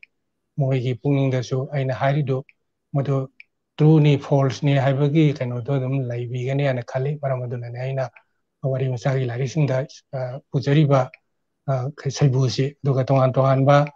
koi sigi maramda iba larikya amasu yengba lai adu madumaki makata na implement tawu matamda larik to the base tawraga niti niyom kanglon da yam kanna chachaba adudi oidi haijata yam chumi oja na isam jam nang sai oja gi ai oja na thabirak pa mosong oja na kana to bosing da ina sim paja bada yam na cham no oja na criticism se ko yam na ke hatare magi tools sing de di keno sing du season ra ga yeng ba na ta isam jam na apa ba mo oina oja gi pukning da phaurak pa oina sum phongdok pa tasengna akoigi literary critic akoi oja oiba singna tran sahitya gi chatra singna sahitya gi oja guru singna nei nabibagi mawong da natabna akoi apaba magi mieng da karamba mawong da how do haitar taste adu oina oja na keno oina yam ibagum oina thengnei yam nungai jare oja asida ai sum comment khatang pathokjage sum ahambadagi hairagadra koi keno gi haibam select kini mahakna oja bu khuramjari haina ai kai khunjari haina nising jarei adugedi nomaitem Sudhir Chandra ojabu su thagat pidai lona Manipuri Mirror bursu lona NG Bijoya Kaisam mahaksu ojabu khuramjari ngai tajari Bijoya Kaisam si Guwahati gi oirongani khalli adugedi Manikhomba net from Bishnupur Awang Lekai dagi yengi haina haibiri dedi oja biramangal kano dagi akoi Tripura dagi Yambung RK Gunachandra amasung Manipuri thagachari Agartalagi oja andidagi di Sanahan Bichanu Rajkumar su yengjari hajari aduga akoi matam thi yam sang lau de ne khajam kano sum ani rak kan to di paja dire sum mayam asida sum thamjare oja Khorjei su Jagi Road Assam dagi yengjari pangsing oja bu yamna nungsina oja bu yamni kai kumna upi mayam su koi ki ngasi ki viewers sing ta yauri Dr. Gopal Singh yamni permitted oi thagachari oja bu adagadi BDUC Matheson yamna nungai jare just want to read all those books ichi BDUC sina London da leiba keda oi adagadi akoi gi viewers si jam akoi jam ai de akoi masing lecture ga su world gi mafam punamakta akoi America da Europe adagadi Bangladesh Assam Tripura Manipur loi suba haita oja adagadi oja thonawjam Syam Singh ho thoram nungai na yangjadi Jadi Abdul Sattar Gawati gini oja kena setahun jam Syam sina Abdul Sattar na jiribam dagi khoida na yang jadi aina habi jadi oja yake seram silet dagi oja RK Gunachandra bu khuram jadi yamna nungai jai ngasi oja na platform asida wangang moda seruk yabi basi aina habi dei de kagiti Risikanta Leiden lakbum pabungi program yamna phajei di koi Sanatan Hamom nasu engbiri hain hairei Wairang Them Nanda ayam nungai pabungi ujabada critic haraujei pabungi Wahoudok literature is the mirror of the society anthok na phajakhe Wareng si hain adagi di okay CBA sum hajakhe Ojagi kano si sum matam lobi oja duga akoi ai mathang dadi akoi publication gi matang da mutang lakjage oja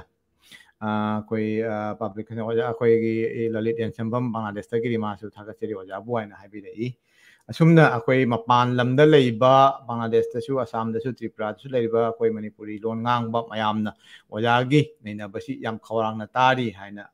mayamna nising bidei adu oja mathang da sum changsan jara si akoi ngasai gi lairik laisu Phongda Larik Phong the Maruina, Manipur da oja su Larik Ahumari Manga to Omina, when Larik Phongba publication the Tingnary Awabasi. I see oja Kajitang some notam si mayam tajaning akoi Salaba, Mapana Labor Point Yam the Koran and I see Kamina Phong in Makanta River, Yam Chankona Phongambra, Natragana Koi, some Todayadi, Habagimon the Tobra, come from Toba. Koi Larik Phongba publication. Hi, oja, I do. Larik Kong base koi publisher wo idraga su IMAKHOL Iramdam Meeyamgi Apunba Khorjei loop ayusina magi banner makhada Khomjei ba larik se ai ngasai panjagi bedo chamaga ani humba sure hajari masigi manungda ayamba main purchaser oibasi larik se ahambadadi isana paisa puthoga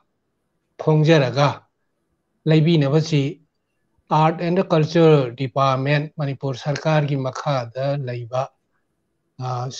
State Central Library sina Raja Ram Mohan Roy Calcutta gi sponsorship ki moi gi senthang makhada larik se he laibirame masina club singda pibani ado copy di chamaga nipu manga gumba lobani pandemic laiba siga haidi uji ki epidemic COVID-19 gi laina si lai haina tawudagi haigadra chahi anirom sima sulo laudra ado hujiksu launanabagi plan se laitre maramaduna moina khara lawbi ragadi Larik si puthokpada mateng yamna oigani haina ai khanjabani adubu haribasi moi government sina tawbidramnina Larik phongba matam seida aina yamna isana haijaribasi ꯈ꯭ꯋꯥꯒꯤ ꯇꯥꯕꯒꯤ ꯃꯣꯀꯔꯤ ꯑꯣꯏꯅ ꯑꯩ ꯍꯥꯏꯖꯕ ꯅꯠꯇꯦ ꯑꯁꯦꯡꯕꯗꯨꯅꯤ ꯑꯩ ꯀꯕꯤꯅꯤ ꯍꯥꯏꯅ ꯑꯩꯈꯣꯏ ꯏꯄꯨꯗꯣ ꯏꯙꯧꯗꯣ grandfather great ꯒ꯭ꯔꯥꯟꯐꯥꯗꯔꯗꯣ ꯀꯕꯤ ꯑꯣꯏꯔꯝꯃꯤ ꯍꯥꯏꯅꯅꯕ ꯂꯧ ꯕꯟꯙꯥꯟ ꯊꯝꯃꯒ ꯂꯥꯏꯔꯤꯛ ꯐꯣꯡꯕꯒꯤ ꯐꯤꯕꯝ ꯂꯥꯛꯑꯦꯕ ꯇꯧꯔꯤꯁꯤꯗꯤ ꯍꯥꯏꯗꯤ ꯂꯥꯏꯔꯤꯛ ꯑꯃ ꯐꯣꯡꯕ ꯃꯇꯝꯗ ꯃꯤꯅꯤꯃꯝ ꯑꯦꯛꯁꯄꯦꯟꯗꯤꯆꯔꯁꯤ ꯑꯩꯈꯣꯏꯒꯤ ꯁꯤꯗꯩꯗ 30,000 ꯔꯨꯄꯤꯁꯤꯗꯤ ꯑꯗꯨꯝ ꯆꯪꯉꯦ ꯂꯨꯄꯥ 30,000ꯗꯒꯤ ꯑꯕꯞꯇ ꯆꯪꯉꯦ ꯌꯥꯝꯅ ꯆꯝꯕ ꯂꯥꯏꯔꯤꯛ ꯑꯃ ꯐꯣꯡꯕꯗ ꯑꯗꯨꯒ ꯄꯦꯖꯁꯤꯅ 200 ꯄꯥꯜꯂꯕ ꯀꯣꯚꯔꯁꯤ ꯀꯂꯔꯗ ꯃꯜꯇꯤ ꯀꯂꯔꯗ ꯅꯝꯃꯒ ꯃꯗꯨꯗ ꯀꯣꯚꯔ ꯄꯥꯜꯂꯕ ꯑꯗꯨꯒꯨꯝꯕ ꯂꯥꯏꯔꯤꯛꯁꯤꯗꯤ ꯂꯨꯄꯥ 40,000-50,000ꯒꯤ ꯑꯦꯚꯔꯦꯖꯇ ꯆꯪꯈ꯭ꯔꯦ ꯃꯔꯝ ꯑꯗꯨꯅ ꯑꯩꯅ ꯈꯟꯖꯕ ꯃꯇꯝꯗ ꯃꯅꯤꯄꯨꯔꯒꯤ ꯁꯔꯀꯥꯔ ꯑꯗꯨꯒ ꯃꯅꯤꯄꯨꯔꯒꯤ ꯃꯁꯤꯒꯤ ꯑꯥꯔꯠ ꯑꯦꯟ ꯀꯜꯆꯔꯒꯤ ꯃꯤꯅꯤꯁꯇꯔꯁꯤꯅ ꯄꯨꯛꯅꯤꯡ ꯆꯪꯁꯤꯟꯕꯤꯗꯅ ꯑꯏꯕꯁꯤꯡꯁꯤ ꯌꯥꯝꯅ ꯁꯥꯃꯨꯗꯧꯅ ꯌꯥꯝꯕꯁꯨ ꯅꯠꯇꯦ ꯑꯩꯈꯣꯏꯒꯤꯗꯤ ꯆꯥꯎꯔꯥꯛꯅ 200 ꯑꯃꯨꯛ ꯁꯤꯒꯤ ꯈꯔꯪ ꯍꯦꯟꯕꯁꯤ ꯂꯩ ꯑꯗꯨꯒꯤ ꯃꯅꯨꯡꯗ ꯆꯍꯤ ꯈꯨꯗꯤꯡꯒꯤ ꯂꯥꯏꯔꯤꯛ ꯄꯨꯊꯣꯛꯄꯁꯨ ꯅꯠꯇꯦ ꯈꯔ ꯑꯃꯅ ꯄꯨꯊꯣꯛꯆꯕꯅꯤ ꯆꯍꯤ 5ꯒꯤ ꯃꯅꯨꯡꯗ ꯂꯥꯏꯔꯤꯛ ꯑꯃ ꯄꯨꯊꯣꯛꯄ 2-3ꯒꯤ ꯃꯅꯨꯡꯗ ꯂꯥꯏꯔꯤꯛ ꯑꯃ ꯄꯨꯊꯣꯛꯄ ꯔꯦꯟꯗꯝꯗ ꯍꯥꯏꯖꯔꯕꯗ ꯁꯤꯗꯤ ꯁ꯭ꯇꯦꯠ ꯒꯚꯔꯟꯃꯦꯟꯠꯅ ꯃꯥꯒꯤ ꯂꯥꯏꯕ꯭ꯔꯦꯔꯤꯗ ꯊꯝꯅꯅꯕ ꯅꯠꯇ꯭ꯔꯒ ꯀ꯭ꯂꯕꯁꯤꯡꯗ ꯄꯤꯅꯅꯕ ꯑꯗꯨꯒ ꯏꯖꯨꯀꯦꯁꯟ ꯗꯤꯄꯥꯔꯠꯃꯦꯟꯠꯒꯤ ꯁ꯭ꯀꯨꯜꯁꯤꯡꯗ ꯄꯤꯅꯅꯕ ꯂꯩꯅꯅꯕꯒꯤ ꯊꯕꯛꯁꯤꯃ ꯂꯩꯇ꯭ꯔꯒꯗꯤ ꯂꯥꯏꯔꯤꯛ ꯄꯨꯊꯣꯛꯄꯁꯦ ꯑꯌꯥꯝꯕꯅ ꯃꯥꯡꯗꯅ ꯇꯣꯛꯑꯅꯤ ꯍꯥꯏꯕꯁꯤꯃ ꯑꯩ ꯍꯥꯏꯖꯩ ꯂꯥꯏꯔꯤꯛ ꯄꯨꯊꯣꯛꯄ ꯃꯇꯝꯗ ꯊꯦꯡꯅꯔꯤꯕ ꯁ꯭ꯇ꯭ꯔꯒꯜ ꯍꯥꯏꯕꯨ ꯏꯟꯐ꯭ꯔꯥꯁꯇ꯭ꯔꯛꯆꯔꯁꯤꯗꯩꯗ ꯃꯅꯤꯒꯤ ꯄ꯭ꯔꯣꯕ꯭ꯂꯦꯝꯁꯦ ꯃꯁꯤ ꯑꯆꯧꯕ ꯁ꯭ꯇ꯭ꯔꯒꯜ ꯑꯃ ꯑꯏꯕ ꯈꯨꯗꯤꯡꯃꯛꯅ ꯐꯪꯉꯤ ꯃꯔꯝꯗꯤ ꯀꯔꯤꯅꯣ ꯍꯥꯏꯕꯨ ꯃꯅꯤꯄꯨꯔ ꯍꯥꯏꯁꯤꯗꯤ ꯂꯦꯟꯂꯣꯛ ꯑꯦꯔꯤꯌꯥ ꯑꯗꯨꯒ ꯕꯟ ꯍꯔꯇꯥꯜ ꯇꯣꯉꯥꯟ ꯇꯣꯉꯥꯟꯕ ꯏꯀꯣꯅꯣꯃꯤꯛ ꯄ꯭ꯔꯣꯕ꯭ꯂꯦꯝ ꯃꯌꯥꯝ ꯑꯃ ꯊꯦꯡꯅꯕ ꯑꯗꯨꯒꯨꯝꯕ ꯁ꯭ꯇꯦꯠꯅꯤ ꯃꯔꯝ ꯑꯗꯨꯅ ꯑꯩꯈꯣꯏꯅ ꯆꯦ ꯂꯩꯕ ꯃꯇꯝꯗ ꯈ꯭ꯋꯥꯏꯗꯒꯤ ꯅꯛꯄꯁꯤ ꯒꯧꯍꯥꯇꯤꯗꯒꯤ ꯂꯩꯕꯅꯤ ꯃꯔꯝ ꯑꯗꯨꯅ ꯒꯧꯍꯥꯇꯤꯗꯒꯤ ꯄꯨꯔꯛꯅꯕ ꯍꯣꯠꯅꯕ ꯃꯇꯝꯗ ꯕꯟ ꯁ꯭ꯇ꯭ꯔꯥꯏꯛ ꯁꯤꯒꯤ ꯄ꯭ꯔꯣꯕ꯭ꯂꯦꯝ ꯃꯌꯥꯝ ꯑꯃ ꯊꯦꯡꯅꯕ ꯇꯥꯔꯒꯗꯤ ꯆꯦ ꯑꯗꯨꯒꯤ ꯃꯃꯜꯁꯦ ꯇꯥꯅ ꯋꯥꯡꯈꯤꯕ ꯑꯗꯨꯒ ꯄ꯭ꯔꯤꯟꯇꯤꯡꯒꯤ ꯀꯔꯤꯒꯤ ꯆꯥꯔꯖꯁꯦ ꯀꯣꯁ ꯑꯣꯐ ꯃꯦꯅꯨꯐꯦꯛꯆꯔꯤꯡ ꯁꯤꯗꯩꯗ ꯋꯥꯡꯈꯠꯂꯛꯄꯅ ꯃꯔꯝ ꯑꯣꯏꯗꯅ ꯂꯥꯏꯔꯤꯛꯁꯤꯡ ꯑꯁꯤ ꯅꯝꯃꯒ ꯄꯨꯊꯣꯛꯄꯁꯦ ꯑꯋꯥꯕ ꯑꯃ ꯊꯦꯡꯅꯩ ꯃꯁꯤꯒꯤ ꯁ꯭ꯇ꯭ꯔꯒꯜꯁꯤ ꯈꯔ ꯁꯣꯜꯕ ꯇꯧꯕꯤꯒꯦ ꯍꯥꯏꯔꯒꯗꯤ ꯃꯔꯨꯑꯣꯏꯅ ꯁ꯭ꯇꯦꯠ ꯒꯚꯔꯟꯃꯦꯟꯠꯅ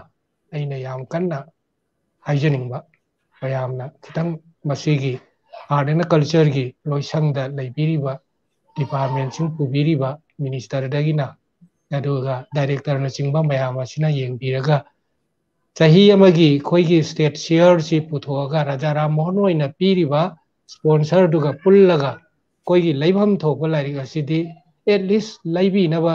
ꯇꯧꯕꯤꯔꯒꯗꯤ ꯃꯁꯤ ꯌꯥꯝ ꯍꯦꯟꯅ ꯀꯥꯟꯅꯒꯅꯤ ꯍꯥꯏꯕꯒꯤ ꯋꯥꯐꯝ ꯑꯃ ꯑꯩ ꯂꯥꯏꯔꯤꯛ ꯐꯣꯡꯕ ꯃꯇꯝꯗ ꯂꯥꯏꯔꯤꯛ ꯄꯨꯊꯣꯛꯄ ꯃꯇꯝꯗ ꯊꯦꯡꯅꯔꯤꯕ ꯁ꯭ꯇ꯭ꯔꯒꯜꯁꯤꯡ ꯑꯁꯤ ꯑꯩꯅ ꯄꯟꯖꯕꯅꯤ ꯑꯗꯨꯒ ꯑꯃꯔꯣꯝꯗ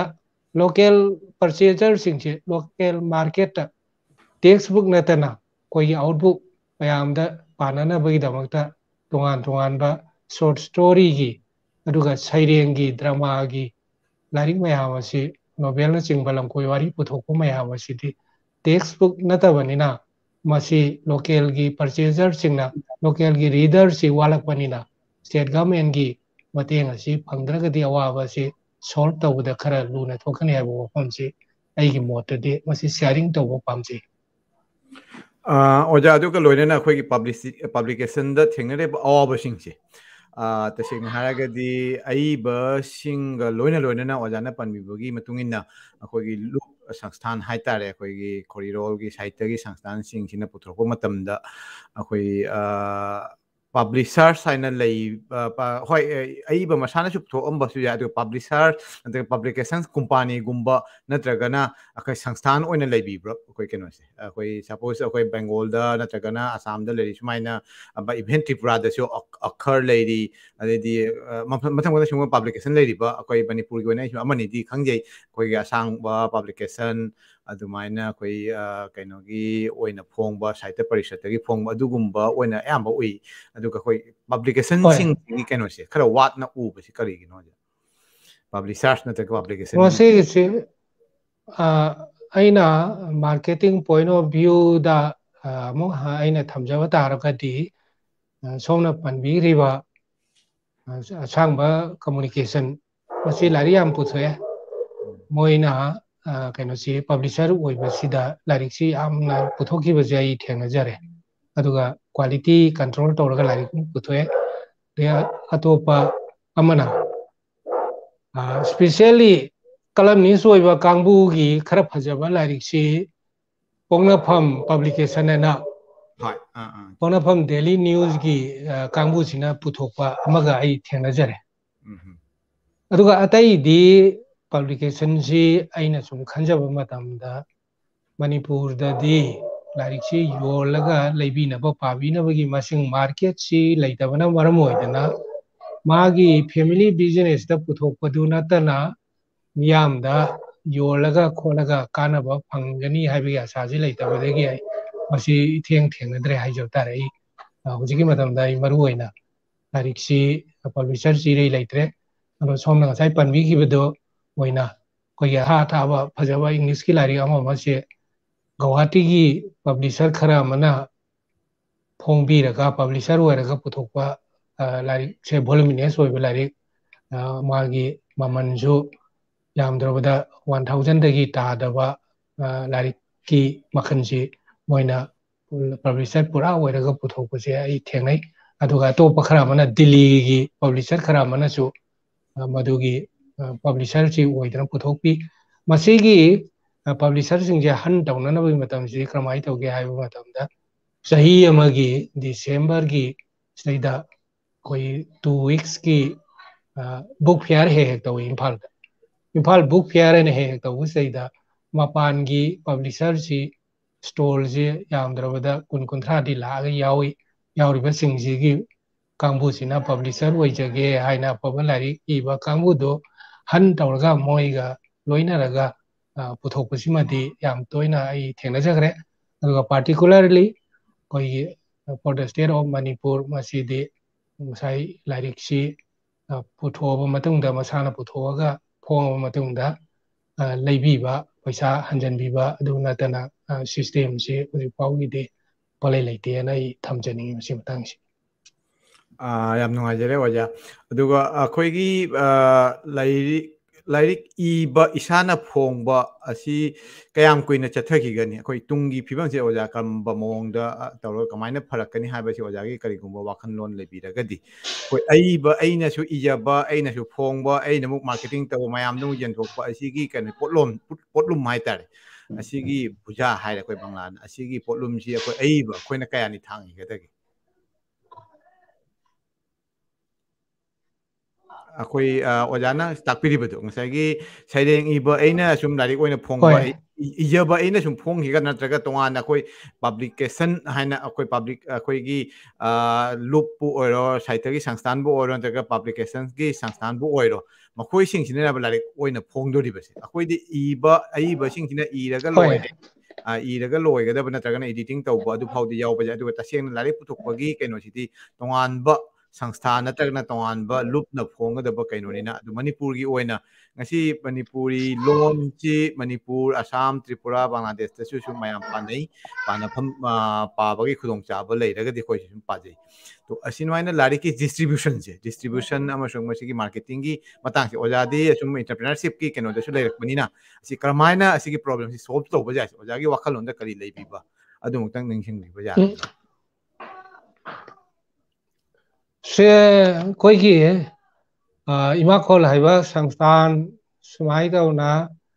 karama sak nairaba sangstan si koi fingertip ta chawrakna kunamuk 20 organization amuk Manipur Sahitya Parishad kumba apex ngasai panbi riba koi Manipuri gi koi Nahru Sahitya Premi Samiti kaina laiba writer forum kaina laiba sumai dauna mayam sidagi tung injaraga IMAKHOL haibasisu organization sangsana ma waina hoji lai phongba kisida partly pangbaga haigadra sharing tawna ai amakatang panjaning wada koi handaki September gi tarik kunthra je masdaida COVID laina gi chana kanglon nga aga koi lari ani khak puthoi lari se amana irau khol laina ani da kathokpa adugumba journal ama aduga atopa amana I maramda saireng saithaba adugumba larik ama laitugi maming sina ekoina thon basi munai draba kanglai tawan misa haina simaga puthokchabani munai draba kanglai tawan misa haiba larik sigi masigi sambadak editor sina RK Sanambi Sanu haina koi sanse mana oiba ama puthoi masi koina larik si puthokpada pangba haibado jointly sumaina khara anthology gumbada khara puthokpagi sisu yamna hena pangodi natraba joint effort masi gumbase puthokna bagi hona baga de atopa amana laikhidraba koigi waja nongthomam kunja mohon gi magi wareng singje collection tawraga ekoina larik amaga puthokchagi masina 2015 gi March ki kulumdoi koigi anniversary da IMAKHOL gi mapok kumonda puthoi masigi larik maming sina kunja nongthomam kunja mohon gi sagat wari da nupi nongthomam kunja mohon haiba iba sina nupi bu yengiba miyeng amasung nupi bu awang mathakta thamning badugi maramda akhoi larik amaga tongan ba mayekta maitai ron maitai mek amasung bangali mekta puthoga larik si koi Khomjei masi nongthomam kunja mohon gi sagat wari da nupi haina masigi phong nanaba sem saba agi collection punamaksi koi organization IMAKHOL sina tawjabani sumai tawdana koi larik khara di puthokchai adubu khudingmakta koina publisher oibagi mawong dudi laite sumna atai organization singnasu journal khara puthokpa aduga pawa makhan gi larik khara puthokpa adudi yamna likpa masingje yamna likpa adugumban ngaktani aduga taseng masu yamna pak chawna publish tawba madugi khudong chabadudi hojik pau yoinadi khoi Manipur si gi oina Manipur gi kainosidida haiba context da haiba targa de idi irai laitri ala ai mod si pijeningi oja aduga mathang angda khoigi ngasagi larik phongba si khara changkhona phongi hairagadi akoi hoji ki oinadi akoi loopsing sina ayamba asigi keno si puri haitara ngasagi hariba pokna pham natraga asangba publication gumba publication amani natana ayamba larik phongi sidi akoi gi loop hoji ki IMAKHOL adedi Naharol Sahitya Premi Samiti Writers Forum adugagidi hoji ki hariba ate leiriba sangstan sing Manipuri Sahitya Parishad asiguma sangstan sing na phongi adu phongu matamda ngasagi larik sigi kainoshi editing haita editing na tagra magi getup setup adugri magi ngasagi quality control se si kramaina to bioja asigi tongana khoi editorial board leibra natragana khoi leiba sangstan dugi oina punna secretary na board natraga sabapati na president na board asigi kenosi quality control haigatra sigi magun lariki kenosi yengna ba mayam waro bibaja de khoi ojagi kenosi kharatang network si khara sonda kre to asigei sida aina mayamda aina uchaning ba matang mayamda sum aina ojagi larik khara sum asidei se puthokchage khoi keno oina sida sum asini ojagi sereng wareng gi khomjinba larik khomjinba neina wareng khara haiba asima leire adudagi asida leiri sina ꯀꯩꯅꯣꯒꯤ Wahoudok Khara Neinaba Khara ꯑꯁꯤꯒꯤꯁꯤꯅ ꯑꯣꯖꯥꯒꯤ ꯀ꯭ꯔꯤꯇꯤꯁꯤꯖꯝꯒꯤ ꯂꯥꯏꯔꯤꯛ ꯑꯃꯅꯤ ꯑꯗꯨꯒ ꯑꯁꯤꯗꯩꯁꯤꯗ ꯌꯥꯎꯔꯤꯕ ꯀꯩꯅꯣ ꯈꯔꯁꯦ ꯁꯨꯝ ꯑꯣꯖꯥꯅꯗꯤ ꯄꯟꯕꯤꯈ꯭ꯔꯦ ꯀꯔꯤ ꯀꯔꯤ ꯌꯥꯎꯕ ꯍꯥꯏꯕꯗꯣ ꯑꯗꯨꯒꯤ ꯀꯩꯅꯣꯁꯤ ꯑꯝꯇꯪ ꯌꯦꯡꯕꯤꯁꯤ ꯑꯣꯖꯥꯁꯨ ꯁꯨꯝ ꯂꯥꯛꯑꯦ ꯑꯣꯖꯥ ꯁꯣꯔꯤ ꯑꯣꯖꯥꯒꯤ ꯅꯦꯠꯋꯥꯔꯛꯇꯨ ꯈꯔ ꯁꯣꯟꯊꯔꯨꯔꯦ ꯑꯗꯨꯅ ꯑꯩ ꯁꯨꯝ ꯑꯣꯖꯥꯕꯨ ꯊꯝꯃꯒ ꯑꯣꯖꯥꯒꯤ ꯃꯇꯥꯡꯗ ꯁꯨꯝ ꯋꯥꯔꯤ ꯈꯔ ꯂꯤꯔꯝꯕꯅꯤ ꯑꯣꯖꯥ ꯇꯥꯕꯤꯔꯤꯕ꯭ꯔꯣ ꯍꯜꯂꯣ ꯍꯣꯏ ꯑꯣꯖꯥ ꯑꯩꯈꯣꯏ ꯉꯁꯥꯏꯒꯤ ꯋꯥꯔꯤꯗꯣ ꯍꯟꯖꯜꯂꯒꯦ ꯑꯩꯈꯣꯏꯒꯤ ꯂꯥꯏꯔꯤꯛꯁꯤ ꯐꯣꯡꯕ ꯃꯇꯝꯗ ꯂꯥꯏꯔꯤꯛꯁꯤ ꯐꯣꯡꯕ ꯃꯇꯝꯗ ꯑꯩꯈꯣꯏ ꯏꯃꯥꯈꯣꯜꯅꯕꯨ ꯑꯣꯏꯔꯣ ꯅꯠꯇ꯭ꯔꯒꯅ ꯁꯥꯍꯤꯇ꯭ꯌ ꯄ꯭ꯔꯦꯃꯤ ꯁꯃꯤꯇꯤ ꯅꯠꯇ꯭ꯔꯒꯅ ꯑꯩꯈꯣꯏ ꯃꯅꯤꯄꯨꯔꯤ ꯁꯥꯍꯤꯇ꯭ꯌ ꯄꯔꯤꯁꯠ ꯑꯦꯅꯤ ꯁꯥ ꯅꯠꯇ꯭ꯔꯒ ꯂꯨꯞ ꯑꯃꯅ ꯐꯣꯡꯉꯛꯄ ꯃꯇꯝꯗ ꯂꯥꯏꯔꯤꯛꯁꯤꯒꯤ ꯆꯦꯛꯁꯟꯅ ꯌꯦꯡꯕꯁꯤ ꯏꯗꯤꯇꯔ ꯃꯥꯒꯤ ꯑꯦꯗꯤꯇꯤꯡ ꯑꯗꯨꯗꯩꯗꯤ ꯃꯥꯒꯤ ꯒꯦꯠꯑꯞ ꯃꯦꯀꯞ ꯑꯗꯨꯗꯒꯤꯗꯤ ꯃꯥꯒꯤ ꯄ꯭ꯔꯨꯞ ꯔꯤꯗꯤꯡ ꯍꯥꯏꯇꯥꯔꯦ ꯑꯁꯤꯒꯤ ꯄꯨꯝꯅꯃꯛꯁꯦ ꯑꯏꯕ ꯃꯁꯥꯅ ꯇꯧꯖꯕ꯭ꯔꯥ ꯅꯠꯇ꯭ꯔꯒꯅ ꯍꯧꯖꯤꯛꯀꯤ ꯐꯣꯡꯉꯤꯕ ꯁꯪꯁꯊꯥꯟ ꯅꯠꯇ꯭ꯔꯒꯅ ꯄꯕ꯭ꯂꯤꯀꯦꯁꯟꯒꯤ ꯃꯥꯏꯀꯩꯗꯒꯤ ꯑꯣꯏꯅ ꯇꯧꯕ꯭ꯔꯥ ꯀꯔꯝ ꯇꯧꯕ ꯑꯁꯤꯒꯤ ꯀ꯭ꯋꯥꯂꯤꯇꯤ ꯀꯟꯇ꯭ꯔꯣꯜ ꯁꯤꯒꯤ ꯃꯇꯥꯡꯁꯤꯗꯤ ꯌꯥꯝꯅ ꯅꯨꯡꯉꯥꯏꯕ ꯃꯇꯥꯡꯅꯤ ꯑꯩꯈꯣꯏꯒꯤ ꯃꯔꯨꯑꯣꯏꯅ ꯁꯪꯁꯊꯥꯟꯁꯤꯗꯩꯗ ꯏꯖꯨꯀꯦꯁꯅꯤꯁꯁꯦ ꯌꯥꯝ ꯌꯥꯎꯔꯤ ꯍꯥꯏꯔꯤꯕ ꯚꯂꯟꯇꯔꯤꯂꯤ ꯌꯥꯝ ꯄꯥꯡꯅꯤꯡꯕ ꯑꯗꯨꯅ ꯃꯔꯝ ꯑꯣꯏꯗꯅ ꯀꯔꯦꯛꯁꯟ ꯑꯗꯨꯒ ꯏꯗꯤꯇꯤꯡ ꯑꯗꯨꯒ ꯁꯤꯒꯤ ꯒꯦꯠꯑꯞꯁꯦ ꯁꯨꯃꯥꯏꯅ ꯐꯖꯅꯤ ꯑꯗꯨꯒ ꯈꯨꯗꯝ ꯑꯣꯏꯅ selection of the printing press ꯁꯤ ꯐꯥꯎꯁꯤ ꯑꯩꯈꯣꯏ ꯁꯪꯁꯊꯥꯟꯁꯤꯡꯁꯤꯅ ꯂꯣꯏꯅ ꯀꯟꯇꯦꯛ ꯇꯧꯔꯒ ꯇꯧꯕꯤꯕꯅ ꯑꯌꯥꯝꯕꯅꯤ ꯁꯤꯒꯤꯗꯤ ꯍꯥꯏꯗꯤ ꯚꯂꯟꯇꯔꯤꯂꯤ ꯂꯥꯏꯔꯤꯛ ꯑꯃ ꯐꯣꯡꯒꯗꯧꯔꯤꯕ ꯃꯦꯝꯕꯔꯗꯨꯒꯤꯗꯃꯛꯇ ꯍꯣꯠꯅꯕꯁꯤꯗꯤ ꯌꯥꯝ ꯐꯖꯅ ꯍꯣꯠꯅꯈ꯭ꯔꯦ ꯍꯥꯏꯖꯔꯤꯕ ꯑꯗꯨꯅ ꯃꯁꯤ ꯑꯩꯈꯣꯏꯒꯤ ꯁꯪꯁꯊꯥꯟꯁꯤꯡꯁꯤꯅ ꯁ꯭ꯇꯦꯟꯗꯔꯗ ꯀ꯭ꯋꯥꯂꯤꯇꯤꯒꯤ ꯄ꯭ꯔꯖꯦꯟꯇꯦꯁꯟ ꯑꯣꯏꯅꯅꯕ ꯍꯣꯠꯅꯕꯗ ꯃꯁꯥꯅꯁꯨ ꯌꯦꯡꯉꯤ ꯁꯪꯁꯊꯥꯟꯗꯨꯅ ꯑꯌꯥꯝꯕ ꯍꯦꯟꯅ ꯔꯤꯛꯁ ꯂꯧꯕ ꯑꯁꯤ ꯑꯗꯨꯒꯤꯗꯤ ꯑꯗꯨꯝ ꯂꯧꯏ ꯃꯅꯤꯄꯨꯔꯗ ꯂꯩꯔꯤꯕ ꯁꯪꯁꯊꯥꯟꯁꯤꯡꯁꯤ ꯑꯗꯣ ꯂꯥꯏꯔꯤꯛꯀꯤ ꯄꯕ꯭ꯂꯤꯀꯦꯁꯟꯗꯁꯨ ꯀ꯭ꯋꯥꯂꯤꯇꯤ ꯀꯟꯇ꯭ꯔꯣꯜ ꯇꯧꯗꯅ ꯑꯗꯨꯝ ꯄꯨꯊꯣꯛꯅꯕꯁꯤ ꯍꯣꯠꯅꯕꯁꯤ ꯍꯧꯖꯤꯛꯇꯤ ꯀꯟꯅ ꯑꯗꯨꯒ ꯍꯧꯖꯤꯛꯀꯤ ꯑꯣꯖꯥ ꯁꯨꯝ ꯑꯁꯤꯒ ꯁꯨꯝ ꯃꯊꯪ ꯑꯣꯏꯅ ꯂꯥꯏꯔꯤꯛ ꯄꯥꯕꯒꯤ ꯆꯥꯡꯁꯤꯗꯤ ꯀꯔꯝꯍꯥꯏꯅ ꯈꯜꯂꯤ ꯑꯣꯖꯥ ꯁꯨꯝ ꯍꯟꯊꯔꯛꯏꯕ ꯅꯠꯇ꯭ꯔꯒꯅ ꯑꯩꯈꯣꯏꯒꯤ ꯃꯃꯥꯡꯉꯩꯗ ꯑꯣꯖꯥ ꯍꯣꯏꯅ ꯅꯍꯥ ꯑꯣꯏꯔꯤꯉꯩꯗ ꯂꯩꯔꯝꯃꯤꯕ ꯆꯥꯡꯗꯨꯒ ꯑꯗꯩ ꯍꯧꯖꯤꯛꯀꯤ ꯆꯥꯡꯁꯤ ꯄꯥꯟꯅꯔꯨꯔꯒꯗꯤ ꯍꯧꯖꯤꯛꯀꯤ ꯂꯥꯏꯔꯤꯛ ꯐꯣꯡꯉꯒ ꯂꯥꯏꯔꯤꯛ ꯄꯥꯕꯒꯤ ꯀꯩꯅꯣꯁꯦ ꯑꯁꯤꯒꯤ ꯀꯩꯅꯣꯁꯤ ꯁꯨꯝ ꯄत्रिकाꯕꯨ ꯑꯣꯏꯔꯣ ꯅꯠꯇ꯭ꯔꯒ ꯁꯩꯔꯦꯡꯒꯤ ꯂꯥꯏꯔꯤꯛ ꯋꯥꯔꯦꯡꯒꯤ ꯂꯥꯏꯔꯤꯛ ꯀꯩꯅꯣꯒꯤ ꯂꯥꯏꯔꯤꯛ ꯀꯔꯝꯕ ꯂꯥꯏꯔꯤꯛꯀ ꯍꯦꯟꯅ ꯃꯌꯥꯝꯅ ꯄꯥꯝꯅꯩ ꯑꯩꯈꯣꯏ ꯑꯄꯥꯕꯁꯤꯡꯅ ꯀꯃꯥꯏꯅ ꯌꯦꯡꯉꯤ ꯁꯤꯒꯤ ꯃꯇꯥꯡꯁꯤꯗꯤ ꯁꯨꯝ ꯑꯣꯖꯥ ꯈꯖꯤꯛꯇꯪ ꯊꯝꯕꯤꯌꯨ ꯂꯥꯏꯔꯤꯛ ꯄꯥꯕꯒꯤ ꯑꯩꯈꯣꯏ ꯃꯅꯤꯄꯨꯔꯤ ꯔꯤꯗꯔꯁꯤꯡ ꯍꯥꯏꯇꯥꯔꯦ ꯃꯅꯤꯄꯨꯔꯤ ꯂꯣꯟꯗ ꯄꯥꯕꯒꯤ ꯃꯁꯤꯒꯤ ꯀꯝꯄꯦꯔꯦꯇꯤꯞ ꯁ꯭ꯇꯦꯠꯃꯦꯟ ꯑꯃ ꯄꯤꯕ ꯇꯥꯔꯕꯗꯤ ꯈ꯭ꯋꯥꯏꯗꯒꯤ ꯋꯥꯡꯅ ꯄꯥꯕꯁꯤꯗꯤ ꯋꯥꯔꯤ ꯃꯆꯥꯅꯤ ꯋꯥꯔꯤ ꯃꯆꯥꯁꯤꯅ ꯈ꯭ꯋꯥꯏꯗꯒꯤ ꯋꯥꯡꯅ ꯄꯥꯅꯩ ꯑꯗꯒꯤ ꯎꯄꯟꯌꯥꯁꯀꯨꯝꯕ ꯑꯗꯨꯒ ꯋꯥꯔꯦꯡ ꯂꯝꯀꯣꯏ ꯋꯥꯔꯤꯁꯤ ꯑꯗꯨꯒ ꯌꯥꯝ ꯄꯥꯅꯗꯕꯁꯤꯅ ꯁꯩꯔꯦꯡ ꯂꯥꯏꯔꯤꯛꯅꯦ ꯍꯥꯏꯕ ꯁꯩꯔꯦꯡ ꯏꯔꯗꯤ ꯀꯕꯤꯅꯦ ꯍꯥꯏꯅꯅꯕ ꯍꯥꯏꯅ ꯏꯕꯒꯤ ꯐꯤꯕꯝꯗ ꯇꯥꯔꯦ ꯁꯩꯔꯦꯡꯁꯤꯗꯤ ꯀꯌꯥ ꯄꯥꯅꯗꯦ ꯑꯗꯨꯒ ꯌꯥꯝ ꯀꯟꯅ ꯄꯥꯝꯅꯔꯤꯁꯤꯅ ꯋꯥꯔꯤ ꯃꯆꯥꯁꯦ ꯄꯥꯅꯤꯡꯕꯒꯤ ꯃꯔꯝꯗꯤ ꯀꯩꯅꯣ ꯍꯥꯏꯕꯗ ꯄꯤꯛꯈ꯭ꯔꯕ ꯂꯥꯏꯔꯤꯛ ꯑꯃꯗ ꯇꯣꯉꯥꯟ ꯇꯣꯉꯥꯟꯕ ꯊꯤꯝꯒꯤ ꯋꯥꯔꯤ ꯃꯆꯥꯁꯤ 10-15ꯗꯤ ꯑꯗꯨꯝ ꯄꯥꯕ ꯐꯪꯉꯦ ꯑꯗꯨꯒ ꯅꯣꯚꯦꯜ ꯑꯣꯏꯅ ꯄꯥꯔꯒꯗꯤ ꯅꯣꯚꯦꯜ ꯑꯃꯈꯛ ꯄꯥꯕꯗꯨꯗ ꯌꯥꯝꯅ ꯚꯣꯂꯨꯃꯤꯅꯁ ꯑꯣꯏꯔꯗꯤ ꯍꯧꯔꯛꯄꯗꯒꯤ ꯋꯥꯔꯤꯗꯣ ꯂꯣꯏꯔꯛꯄꯗ ꯀꯥꯎꯕ ꯌꯥꯎꯏ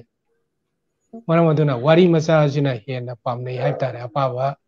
ꯃꯅꯤꯄꯨꯔꯒꯤ ꯑꯣꯏꯅꯗꯤ ꯄꯥꯕꯒꯤ ꯆꯥꯡꯁꯤꯗꯤ ꯋꯥꯔꯤ ꯃꯆꯥꯗꯅ ꯍꯦꯟꯅ ꯄꯥꯅꯩ ꯁꯤꯃꯗꯤ ꯑꯁꯦꯡꯕꯅꯤ ꯑꯩ ꯊꯝꯖꯅꯤꯡꯉꯤꯁꯤ ꯍꯣꯏ ꯑꯗꯨꯒ ꯑꯩꯈꯣꯏ ꯔꯤꯗꯔꯒꯤ ꯃꯁꯤꯡꯁꯤꯗꯤ ꯑꯣꯖꯥ ꯁꯨꯝ ꯑꯩꯈꯣꯏꯒꯤ ꯂꯥꯏꯔꯤꯛ ꯂꯥꯏꯁꯨ ꯍꯩꯕꯒꯤ ꯆꯥꯡ ꯍꯦꯟꯒꯠꯂꯛꯄꯒꯤ ꯃꯇꯨꯡ ꯏꯟꯅ ꯁꯨꯝ ꯔꯤꯗꯔꯒꯤ ꯃꯁꯤꯡꯁꯤ ꯁꯨꯝ ꯍꯦꯟꯒꯠꯂꯛꯏ ꯍꯥꯏꯅ ꯂꯧꯒꯗ꯭ꯔꯣ ꯑꯩꯈꯣꯏ ꯃꯃꯥꯡꯉꯩꯗꯗꯤ ꯆꯍꯤ 50ꯒꯤ ꯃꯃꯥꯡꯗ 100ꯒꯤ ꯃꯃꯥꯡꯗꯗꯤ ꯑꯩꯈꯣꯏ ꯂꯥꯏꯔꯤꯛ ꯂꯥꯏꯁꯨ ꯍꯩꯕꯁꯤ ꯈꯔ ꯋꯥꯠꯂꯝꯃꯤꯗ ꯍꯧꯖꯤꯛꯇꯤ ꯂꯥꯏꯔꯤꯛ ꯂꯥꯏꯁꯨ ꯍꯩꯕꯒꯤ ꯑꯩꯈꯣꯏ ꯂꯤꯇꯔꯦꯔꯤ ꯔꯦꯠ ꯍꯥꯏꯇꯥꯔꯦ ꯁꯤꯒꯤ ꯀꯩꯅꯣꯁꯤ ꯍꯦꯟꯒꯠꯂꯛꯄꯒꯤ ꯃꯇꯨꯡ ꯏꯟꯅ ꯂꯥꯏꯔꯤꯛ ꯄꯥꯕꯒꯤ ꯆꯥꯡꯁꯤꯁꯨ ꯍꯦꯟꯒꯠꯂꯛꯏ ꯍꯥꯏꯅ ꯂꯧꯒꯗ꯭ꯔꯣ ꯑꯣꯖꯥ ꯍꯧꯖꯤꯛꯇꯤ ꯑꯩꯒꯤ ꯃꯣꯠꯇꯗꯤ ꯂꯥꯏꯔꯤꯛ ꯄꯥꯕꯒꯤ ꯆꯥꯡꯗꯤ ꯌꯥꯝ ꯐꯖꯅ ꯍꯦꯟꯒꯠꯂꯦ ꯍꯥꯏꯅ ꯂꯧ ꯇꯥꯔꯦ ꯐꯣꯡꯉꯤꯕ ꯂꯥꯏꯔꯤꯛꯁꯤꯡꯁꯤ ꯌꯥꯝꯅ ꯂꯩꯅꯕ ꯅꯠꯇ꯭ꯔꯒꯁꯨ ꯂꯥꯏꯔꯤꯛ ꯐꯣꯡꯕ ꯅꯨꯃꯤꯠꯁꯤꯗꯩꯗ ꯐꯣꯡꯅꯈ꯭ꯔꯤꯕ ꯂꯥꯏꯔꯤꯛꯁꯤ ꯂꯥꯛꯏꯕꯁꯤꯡꯗꯨꯗꯤ ꯂꯥꯏꯔꯤꯛ ꯄꯥꯕꯒꯤ ꯏꯟꯇꯔꯦꯁꯇ ꯂꯥꯛꯑꯒ ꯂꯧꯈꯤꯕ ꯉꯥꯛꯇꯅꯤ ꯃꯔꯝ ꯑꯗꯨꯅ ꯄꯥꯕꯒꯤ ꯆꯥꯡꯁꯤ ꯍꯥꯟꯅꯗꯒꯤꯗꯤ ꯍꯧꯖꯤꯛꯅ ꯍꯦꯟꯒꯠꯂꯦꯅ ꯑꯩ ꯂꯧꯖꯒꯦ Okay. Yam nungaire oja sigi pau sita bada aduga loinana hojiki ojagi phong hiba larik sing sigi manungda koina sum ojagi sana kenogi imagi chamose oja khutta leibiraga ojagi sereng kha koi sum ta mayam na sum khorang na ngaidi ojagi sereng amani tang kari ko pathok pangamagadi pathok piragadi si ojagi keno da leiragadi oja sum yagadro oja sereng amani tang ojana pamjaba sereng yani khara sum pana oje title wariba imagi sama saise masi ai amba pajage tasengna imagi sama saina aina panjari besidi imagi sama si karino haibada masa nupa natraga mamau nupi duna sahi marfu maidra suraba yam ahal waraba mama do natraga mabok tuda ya kayara haptana khotana tawrasu ya dusu kaisu karimta saba khotpa yaraktrawa inba khotpasu nungaitaba hangoiba yauraba matamduda stilgi spoon sama sina magi sana naba disa injang inbagi thabakta sinabadu madu imajigi sama sina magi marup natraga saisu dauna maonda yamna khuloina jaba ama urakpa aina symbolism ama oina maduda ai samangna ai imada ugibadu madu ningjangaga mase ai na maduda symbolism si spoon sida piraga ijabani yamna tenba sayengni imagi samas ai imagi samas imagi punsigi marup loy awa nungaigi lambida saisu nahakna haiki natagi damak hidak insi pitaksi imagi samas haidi samas si masina simbol ama waina imagi samas nangna ganga jon insi ningsing kibani aroiba mikupta hari namga loinana yumthong khudingda chamas khungangi hotel da chamas star hotel da chamas hospital da chamas Meeyamgi marup loy chamas imagi mataroi chamas imagi chamas apokpi imadi chatkre thadok aikoibu adubu laihore nahakti aikoigi damak ima sakna matam chupagi imagi chamas chamasina aroiba matamda magi saisu magi marup oikiba adugumba symbolism amada ijabani imagi chamas haibisi aduga atopa saireng ama aina pajaba targadi koi kallasi laikang ladagi haina environment ki matangdani masina taruk suba sairengni kallasi laikang ladagi ase environment day sahi amagi jungi tarik manga da koi India gi oina environment day hana celebration toba sidaida tawraga aina masi khandoaga ye wakhanje environment da base tawraga ijabani kallasi laikang ladagi pambi amatang thasi nungju thasina lakpada jun manga su laklani prakiti magi khalbusu kaheloi haina wasaklasi ngasidi prithi matabu ngak sensi singmai kan kinthabadagi kallasi marup sanasi prakiti amasung mioibaga u pambi thaba ningsingsi aikoi pamlau uwa hantansi jangan kaktat paleblasi maru kokpa ubada Pukning maka lamdaba awawa wakhal lehalorisi. Sing pa turen semgatpa punamaki wakhalna amata oirasi aikoigi pandam. Sing pa turen semgatpa punamaki wakhal oirasi amata oirasi aikoigi pandam. Semlasi nungairaba malem kallasi laikang ladagi marubhumigi satamdagi lamna laisi aikoi semlasi marudian amamamtang aikoi semlasi marudian amamamtang aigi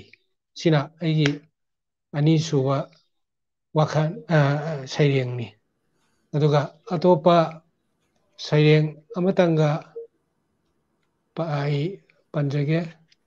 pajarake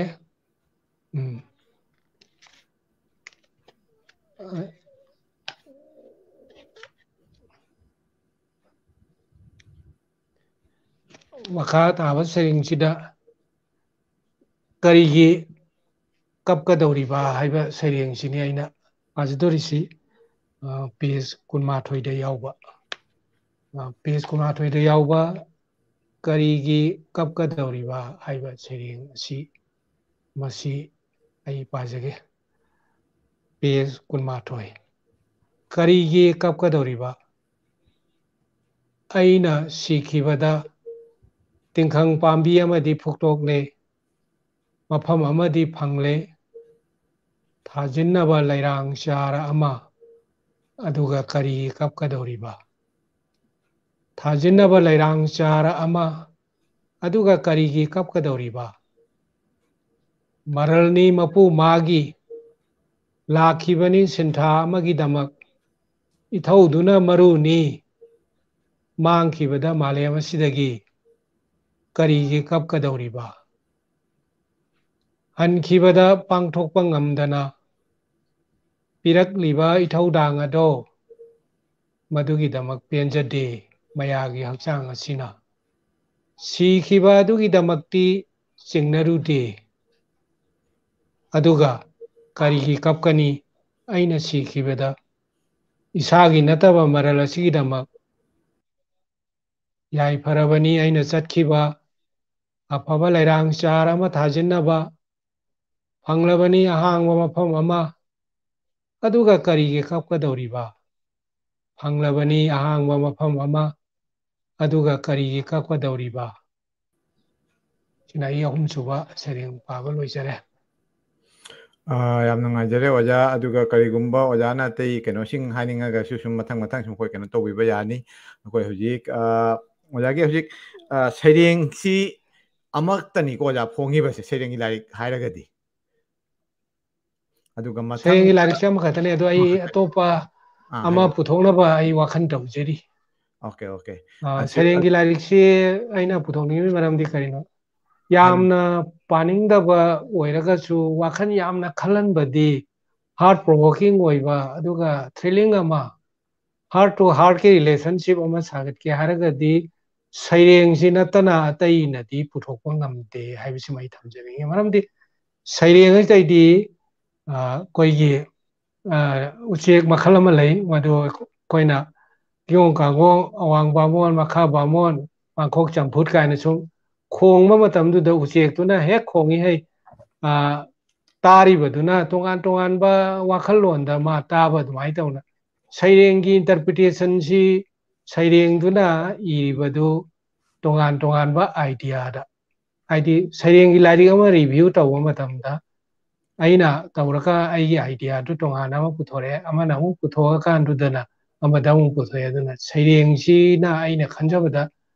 multiple ꯍꯥꯏꯗꯤ heart ꯄ꯭ꯔꯣꯚꯣꯀꯤꯡ ꯑꯣꯏꯕ ꯋꯥꯈꯜꯗ ꯌꯥꯝꯅ ꯍꯦꯟꯅ ꯈꯟꯕ ꯌꯥꯕ ꯑꯗꯨꯒꯨꯝꯕ ꯃꯈꯜꯒꯤ ꯑꯣꯏꯕꯔꯥ ꯍꯥꯏꯅ ꯑꯩ ꯈꯟꯖꯩ ꯃꯔꯝ ꯑꯗꯨꯅ ꯁꯩꯔꯦꯡꯒꯤ ꯂꯥꯏꯔꯤꯛꯁꯤꯗꯤ ꯄꯥꯈ꯭ꯔꯒ ꯃꯥꯗꯤ ꯂꯣꯏꯔꯦ ꯍꯥꯏꯕ ꯌꯥꯗꯦ ꯋꯥꯔꯤ ꯃꯆꯥꯒꯨꯝꯕꯗꯤ ꯋꯥꯟꯁ ꯑꯃꯨꯛ ꯄꯥꯈꯤꯕꯗ ꯑꯩ ꯋꯥꯔꯤ ꯃꯆꯥꯒꯤ ꯂꯥꯏꯔꯤꯛꯇꯨ ꯄꯥꯔꯦ ꯍꯥꯏꯅ ꯃꯅꯨꯡꯒꯤ ꯑꯥꯏꯗꯤꯌꯥꯗꯨ ꯍꯦꯛꯇ ꯈꯪꯕ ꯉꯝꯃꯤ ꯑꯗꯨ ꯁꯩꯔꯦꯡꯗꯗꯤ ꯂꯣꯠꯇꯅ ꯂꯩꯕ ꯅꯨꯡꯒꯤ ꯑꯣꯏꯕ ꯑꯔꯊ ꯀꯌꯥ ꯑꯃ ꯄꯥꯎꯈꯨꯝ ꯆꯟꯕꯗꯧꯅ ꯂꯩ ꯃꯔꯝ ꯑꯗꯨꯅ ꯁꯩꯔꯦꯡꯒꯤ ꯂꯥꯏꯔꯤꯛ ꯄꯨꯊꯣꯛꯄꯁꯤ ꯌꯥꯝꯅ ꯃꯔꯨ ꯑꯣꯏ ꯑꯗꯨꯒ ꯋꯥꯈꯜ ꯈꯜꯍꯟꯅꯕꯒꯤ ꯃꯆꯥꯛꯅꯤ ꯃꯔꯨꯑꯣꯏꯅ ꯑꯥꯔꯃꯤꯒꯤ ꯀꯦꯞꯇꯦꯟ ꯅꯠꯇ꯭ꯔꯒ ꯀꯃꯥꯟꯗꯔ ꯑꯣꯏꯔꯒꯗꯤ ꯁꯩꯔꯦꯡ ꯏꯌꯨ ꯑꯗꯨ ꯑꯣꯏꯔꯒꯗꯤ ꯃꯥ ꯋꯥꯈꯜ ꯌꯥꯝꯅ ꯈꯜꯂꯅꯤ ꯑꯐꯕꯗ ꯌꯦꯡꯉꯒ ꯃꯥꯅ ꯀꯃꯥꯟ ꯇꯧꯕ ꯃꯥꯅ ꯑꯣꯔꯗꯔ ꯄꯤꯕꯗꯣ ꯑꯐꯕ ꯋꯥꯈꯜꯗꯨ ꯐꯪꯉꯕ ꯃꯇꯨꯡꯗ ꯄꯤꯔꯛꯀꯅꯤ ꯃꯔꯝ ꯑꯗꯨꯅ ꯁꯩꯔꯦꯡ ꯂꯥꯏꯔꯤꯛ ꯏꯕꯁꯤꯗꯤ ꯀꯃꯥꯟ ꯇꯧꯒꯗꯧꯔꯤꯕ ꯂꯤꯗꯔ ꯑꯣꯏꯒꯗꯧꯕ ꯃꯤꯁꯤꯡꯒꯤꯗꯤ ꯌꯥꯝ ꯃꯔꯨꯑꯣꯏꯕ ꯑꯗꯨꯒꯨꯝꯕ ꯃꯆꯥꯛꯅꯤ ꯍꯥꯏꯅ ꯊꯝꯕꯤꯔꯝꯃꯤ ꯑꯈꯪ ꯑꯍꯩꯁꯤꯡꯅ ꯃꯔꯝ ꯑꯗꯨꯅꯅꯤ ꯑꯩꯅ ꯉꯁꯥꯏꯒꯤ ꯁꯩꯔꯦꯡꯒꯤ ꯂꯥꯏꯔꯤꯛꯇ ꯈꯨꯠ ꯊꯥꯅꯅꯕ ꯍꯣꯠꯅꯕꯒꯤ ꯀꯩꯅꯣꯁꯤꯒꯤ ꯁꯤꯗꯩꯗ ꯏꯝꯄ꯭ꯔꯦꯁꯟ ꯑꯃ ꯑꯩꯒꯤ ꯏꯟꯇꯔꯦꯁ ꯑꯃ ꯂꯩꯖꯔꯤꯁꯤ ꯑꯣꯖꯥ ꯑꯗꯨ ꯁꯩꯔꯦꯡ ꯂꯥꯏꯔꯤꯛ ꯄꯥꯕꯗ ꯑꯩꯈꯣꯏ ꯃꯅꯤꯄꯨꯔꯤ ꯁꯩꯔꯦꯡ ꯈꯛꯇꯪ ꯄꯥꯕꯤꯕ꯭ꯔꯥ ꯅꯠꯇ꯭ꯔꯒ ꯑꯇꯣꯞꯄ ꯂꯣꯟ ꯀꯔꯝꯕ ꯑꯩꯈꯣꯏ ꯀꯩ ꯍꯥꯏꯇꯥꯔꯦ ꯏꯟꯗꯤꯌꯥꯒꯤ ꯑꯣꯏꯅꯁꯨ ꯅꯠꯇ꯭ꯔꯒ ꯃꯄꯥꯟ ꯂꯝꯒꯤ ꯑꯣꯏꯔꯁꯨ ꯑꯩꯈꯣꯏꯒꯤ ꯁꯩꯔꯦꯡ ꯏꯕ ꯀꯕꯤ ꯍꯥꯏꯇꯥꯔꯦ ꯀꯕꯤꯁꯤꯡ ꯀꯔꯝꯕ ꯀꯕꯤꯁꯤꯡꯒꯤ ꯁꯩꯔꯦꯡ ꯂꯥꯏꯔꯤꯛ ꯄꯥꯕꯤꯒꯦ ꯑꯣꯖꯥ ꯀꯅꯥꯒꯤ ꯁꯩꯔꯦꯡꯗ ꯈꯣꯏꯗꯥꯖꯕꯅ ꯍꯦꯟꯒꯦ ꯑꯩꯈꯣꯏꯒꯤ ꯁꯩꯔꯦꯡꯁꯦ ꯌꯥꯝꯅ ꯍ꯭ꯌꯨꯃꯦꯔꯁ ꯑꯣꯏꯕ ꯍꯪꯁꯔꯠꯁꯗ ꯑꯣꯏꯔꯒ ꯃꯗꯨꯒꯤ ꯂꯥꯏꯔꯤꯛꯇꯨ ꯄꯥꯔꯨꯔꯒ ꯁꯨꯝ ꯅꯤꯡꯁꯤꯡꯗꯅ ꯂꯩꯕ ꯑꯦꯀꯥꯗꯦꯃꯤ ꯑꯦꯋꯥꯔꯗ ꯃꯅꯥ ꯐꯪꯈ꯭ꯔꯕ ꯑꯩꯈꯣꯏꯒꯤ ꯑꯣꯖꯥ ꯂꯩꯈꯤꯗ꯭ꯔꯕ ꯂꯥꯏꯁ꯭ꯔꯝ ꯁꯃꯔꯦꯟꯗ꯭ꯔ ꯍꯣꯏ ꯃꯥꯒꯤ ꯂꯥꯏꯔꯤꯛꯁꯤꯡꯁꯦ ꯑꯩ ꯈꯔ ꯄꯥꯝꯖꯩ ꯃꯥꯒꯤ ꯂꯥꯏꯔꯤꯛꯁꯤꯡꯁꯤꯗ ꯑꯩꯈꯣꯏꯒꯤ ꯌꯥꯝꯅ ꯅꯨꯡꯉꯥꯏꯕ ꯁꯩꯔꯦꯡꯗꯨꯒꯤ ꯑꯔꯊꯁꯤ ꯌꯥꯎꯕ ꯑꯁꯤ ꯑꯩ ꯊꯦꯡꯅꯖꯩ ꯑꯗꯨꯒ ꯑꯇꯣꯞꯄ ꯑꯃꯅ ꯑꯩꯈꯣꯏꯒꯤ ꯑꯣꯖꯥ ꯀꯦ ꯚꯨꯕꯣꯟ ꯁꯅꯥꯒꯤ ꯁꯩꯔꯦꯡꯁꯤꯡ ꯑꯗꯨꯒ ꯍꯟꯗꯛꯇ ꯂꯩꯈꯤꯗ꯭ꯔꯤꯕ ꯑꯩꯈꯣꯏꯒꯤ ꯏꯅꯥꯎꯁꯤꯡ ꯍꯥꯏꯇꯥꯔꯦ ꯔꯘꯨ ꯂꯩꯁꯥꯡꯊꯦꯝꯒꯤ ꯁꯩꯔꯦꯡꯁꯤꯡ ꯃꯣꯏꯁꯤ ꯑꯩꯅ ꯁꯨꯝ ꯄꯟꯖꯕꯗ ꯁꯩꯔꯦꯡꯒꯤ ꯑꯣꯏꯅ ꯌꯥꯝꯅ ꯃꯣꯏꯁꯤ ꯈꯪꯒꯠꯄ ꯌꯥꯕ ꯁꯩꯔꯦꯡꯁꯤꯡꯅꯤ ꯍꯥꯏꯅ ꯑꯩ ꯈꯟꯖꯩ ꯑꯗꯨꯒ ꯅꯧꯅ ꯍꯧꯖꯤꯛ ꯍꯧꯖꯤꯛꯇ ꯀꯟꯅ ꯏꯈꯠꯂꯒ ꯃꯗꯨꯗ ꯆꯪꯁꯤꯜꯂꯤꯕ ꯀꯥꯡꯕꯨꯗ ꯌꯦꯡꯉꯒꯗꯤ ꯅꯨꯄꯤꯗ ꯑꯩꯈꯣꯏ ꯏꯃꯥꯈꯣꯟꯗ ꯌꯥꯎꯔꯤ ꯁꯅꯥꯃꯕꯤ ꯆꯅꯨꯒꯤ ꯁꯩꯔꯦꯡꯁꯤꯡ ꯑꯗꯨꯒ ꯑꯩꯈꯣꯏꯒꯤ ꯅꯤꯔꯃꯂꯥ ꯔꯥꯖꯀꯨꯃꯥꯔꯤꯒꯤ ꯁꯩꯔꯦꯡꯁꯤꯡ ꯌꯥꯝ ꯍ꯭ꯌꯨꯃꯔꯁ ꯑꯣꯏꯕ ꯁꯩꯔꯦꯡꯗ ꯌꯥꯝ ꯐꯖꯕ ꯑꯗꯨꯒ ꯉꯁꯥꯏ ꯀꯃꯦꯟ ꯄꯤꯕꯤꯔꯛꯄꯗ ꯌꯥꯎꯕ ꯒꯧꯍꯥꯇꯤꯗꯒꯤ ꯑꯣꯏꯔꯝꯒꯅꯤ ꯍꯥꯏꯅ ꯕꯤꯖꯌꯥ ꯀꯩꯁꯥꯝꯒꯤ ꯁꯩꯔꯦꯡꯁꯤꯡ ꯃꯥ ꯍꯟꯗꯛ ꯁꯩꯔꯦꯡꯒꯤ ꯂꯥꯏꯔꯤꯛ ꯑꯃꯁꯨ ꯐꯣꯡꯈ꯭ꯔꯦ ꯁꯨꯝꯕ ꯈꯔꯁꯤ ꯑꯩꯒꯤ ꯃꯣꯠꯇ ꯃꯣꯏꯁꯤ ꯑꯗꯨꯝ ꯄꯥꯕꯗ ꯅꯨꯡꯉꯥꯏ ꯑꯗꯨꯒ ꯌꯥꯏꯔꯤꯄꯣꯛ ꯂꯝꯗꯝꯗ ꯅꯣꯡꯄꯣꯛ ꯂꯝꯕꯨ ꯉꯥꯛꯏꯕꯅꯤ ꯍꯥꯏꯅ ꯃꯌꯥꯝꯅ ꯍꯥꯏꯅꯕ ꯔꯘꯨꯕꯤꯔ ꯊꯤꯌꯥꯝꯒꯤ ꯁꯩꯔꯦꯡꯁꯤꯡ ꯃꯁꯤꯅ ꯑꯩꯈꯣꯏꯗ ꯌꯥꯝ ꯍꯦꯟꯅ ꯅꯨꯡꯉꯥꯏꯕ ꯑꯃ ꯄꯤ ꯍꯥꯏꯕꯁꯤ ꯑꯩ ꯉꯁꯤꯒꯤ ꯁꯚꯥꯗ ꯊꯝꯖꯔꯤ ꯃꯄꯥꯟ ꯂꯝꯒꯤꯗꯤ ꯑꯣꯖꯥ ꯁꯨꯝ ꯄꯥꯕꯒꯤ ꯈꯨꯗꯣꯡꯆꯥꯕ ꯐꯪꯕꯤꯕ꯭ꯔꯥ ꯃꯄꯥꯟꯂꯣꯝꯒꯤꯁꯦ ꯑꯗꯨꯝ ꯐꯪꯉꯤ ꯈꯩꯔꯨꯗꯤꯟ ꯆꯧꯙꯨꯔꯤꯅ ꯏꯕ ꯁꯩꯔꯦꯡꯁꯤꯡ ꯐꯪꯉꯤ ꯂꯩꯈꯤꯗ꯭ꯔꯦ ꯃꯥꯡꯁꯥꯁꯤ ꯑꯗꯨꯒ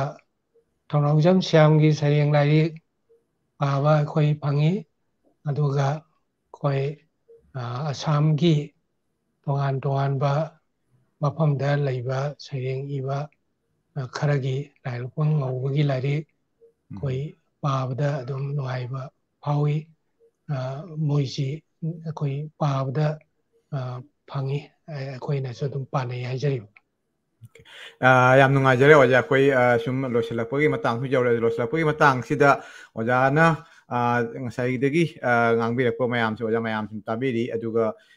ꯆꯤꯊꯍꯧꯕ ꯅꯥꯟꯊꯍꯧꯕ ꯂꯩꯔꯒꯁꯨ ꯑꯣꯖꯥ ꯁꯨꯝ ꯇꯨꯡꯗꯁꯨ ꯅꯤꯡꯁꯤꯡꯕꯤꯔꯧ ꯑꯗꯨꯒ ꯋꯥꯍꯩ ꯑꯃꯅ ꯉꯁꯤ ꯑꯣꯖꯥꯗ ꯑꯩꯅ ꯄꯟꯕꯗꯁꯨ ꯍꯥꯟꯅ ꯍꯥꯏꯈꯤꯕꯗꯨꯅꯤ ꯑꯩꯈꯣꯏ ꯃꯄꯥꯟ ꯂꯝꯗ ꯂꯩꯔꯒꯁꯨ ꯑꯩꯈꯣꯏ ꯃꯅꯤꯄꯨꯔꯤ ꯂꯣꯟ ꯑꯃꯁꯨꯡ ꯃꯅꯤꯄꯨꯔꯤ ꯁꯥꯍꯤꯇ꯭ꯌ ꯃꯅꯤꯄꯨꯔꯤ ꯈꯣꯏꯔꯣꯜꯕꯨ ꯌꯥꯝꯅ ꯆꯪꯈꯣꯟꯅ ꯍꯣꯠꯅꯔꯤ ꯍꯥꯏꯕꯁꯤ ꯑꯁꯤꯒꯤ ꯗꯃꯛꯇꯅꯤ ꯑꯩꯈꯣꯏ ꯃꯅꯤꯄꯨꯔꯤ ꯃꯤꯔꯣꯟꯅ ꯍꯣꯠꯅꯖꯔꯤꯕꯁꯦ ꯇꯁꯦꯡꯅ ꯍꯥꯏꯔꯒꯗꯤ ꯌꯥꯝ ꯍꯩꯔꯦ ꯅꯠꯇ꯭ꯔꯒ ꯈꯪꯉꯦ ꯍꯥꯏꯕ ꯅꯠꯇꯕ ꯑꯣꯖꯥ ꯑꯗꯨꯅ ꯑꯣꯖꯥꯒꯤ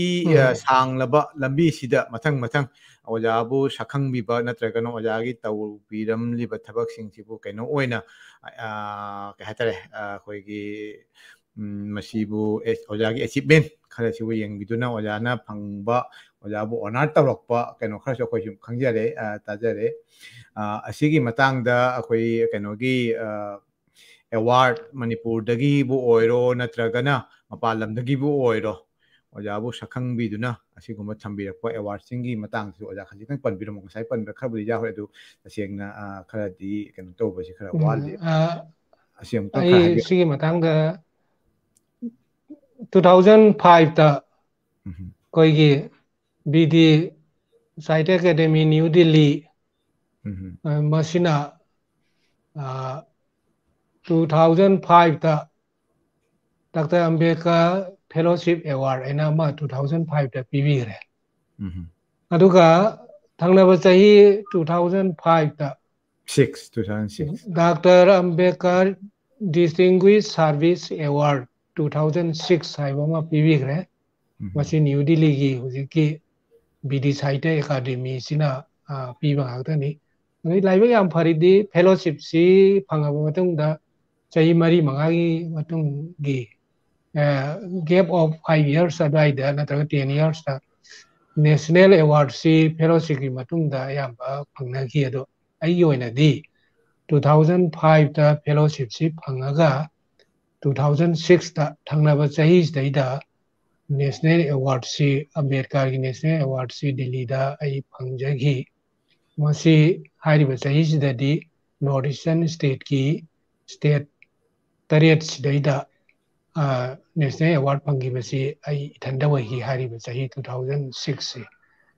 maduna aigi performance si phajaba ubadagi ai na service ki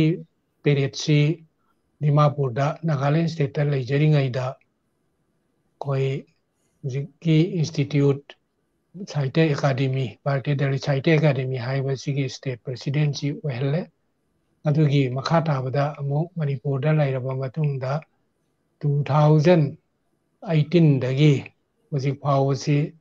state president oina haiba sangstan asigi all India gi executive committee gi member oiraga state sigina state president oina leijari aduga atopa mana 2019 da koi Budha Educational and Cultural Academy Mysore koi Karnataka South India da aisi Budha National Award haibama 2019 da aina taujariba service to humanity aduga andaba kangbugi Sahitya gi lamda aduga makhoi gi damakta Chamach sanskar haibitare the eradication of the poor poverty as well as how to encourage their literary classes and literary da moi gi chothaw kangwi da mata thamba miyeng du da yengai wanda haibe award si Budha National Award si na 2019 da Mysore da Karnataka South India da PBK hariu singa si niaina phangjagiba manamathum sidi yam nungajare oja aduga loinana am wahang amatanga ko IMAKHOL gi tungda future plan haitare kari kari oja oina mayamna kari kari singlakadaba kari kari tabakada mapalam dasu ko Assam Tripura Bangladesh rom dasu ko gi branch ne puthoraka da natraga thabak oina khara ta kholakadra asigi matang adana natraga Manipur su kari kari thabak oina pakhatningba na pakalakadaba asigi matang khajing thambira moja IMAKHOL gi president koi IMAKHOL gi birthday anniversary gi function chahi khuding gi amam tawusima soidre haijariba masina foundation day da tawre duda koi lari khara phonge du iraw khoreba magazine ama phonge loina na chahi amam kalaga piba award khara pijari masi toan ba sarengi larikta duga wari masa oiro wareng oiro ma donor singduna pambagi matunginda piba ariba award sing asi wariba maino Sahitya award adigi Kiswa singireng ba Sahitya award Khorjei gi mana aduga koi nirmala Rajkumar nakatpa mavi sana Choirol mana aduga Jiribam inaunoba khoi district to the laiba Moirang Them Malayana magi apokpa masung apokpida katpa Choirol mana smaitauna award mari ama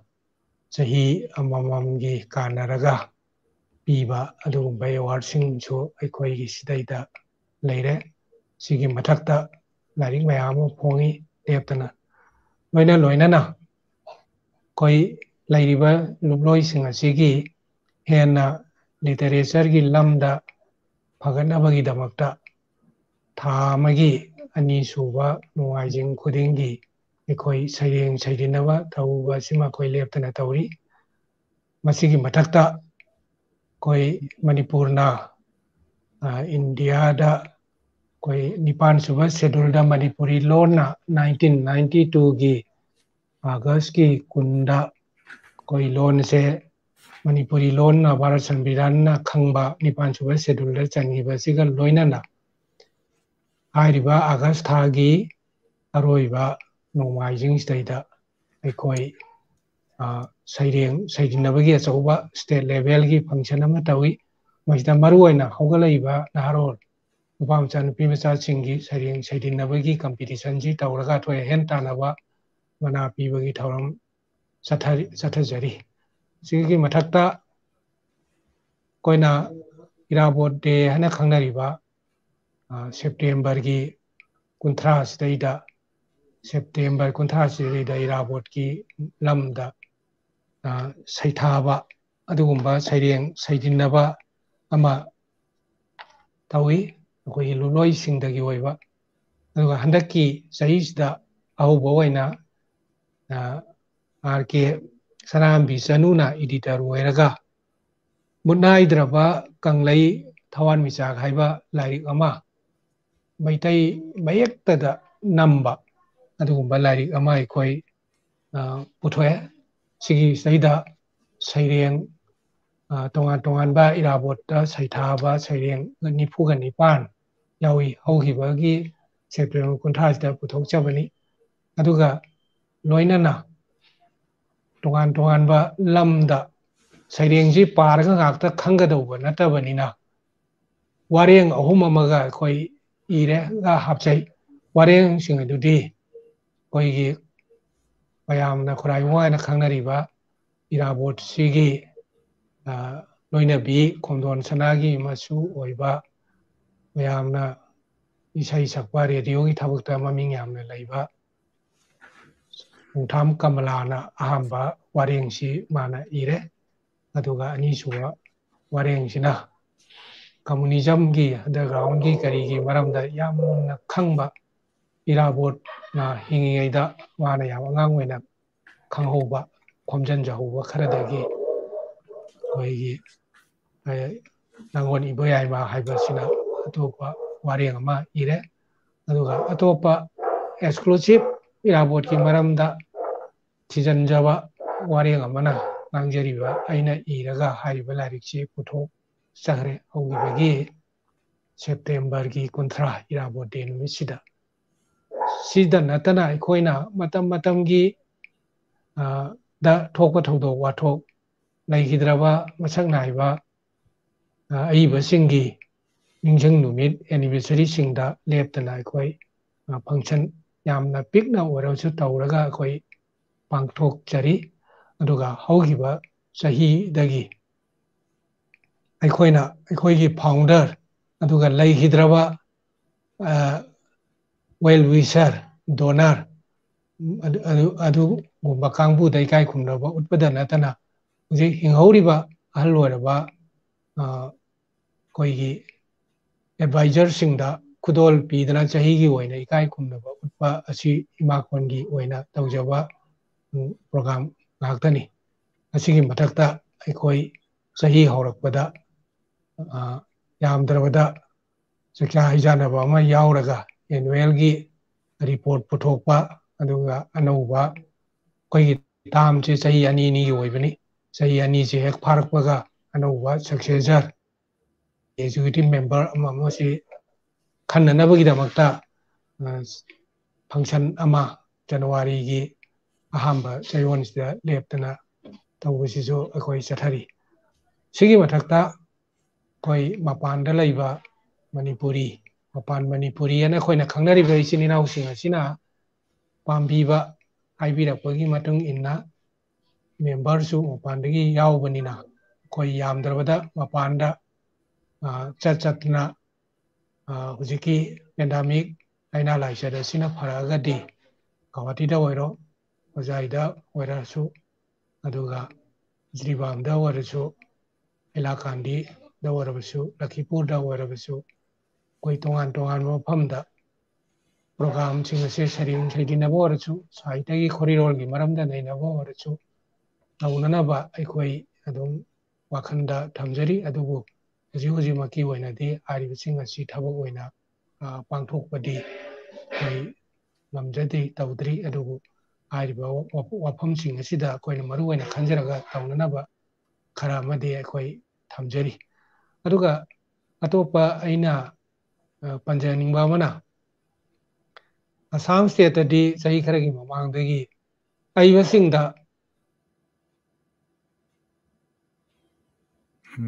ꯑꯣꯖꯥꯒꯤ ꯅꯦꯠꯋꯥꯔꯛꯁꯤ ꯈꯖꯤꯛꯇꯪ ꯋꯥꯅ ꯊꯣꯛꯑꯦ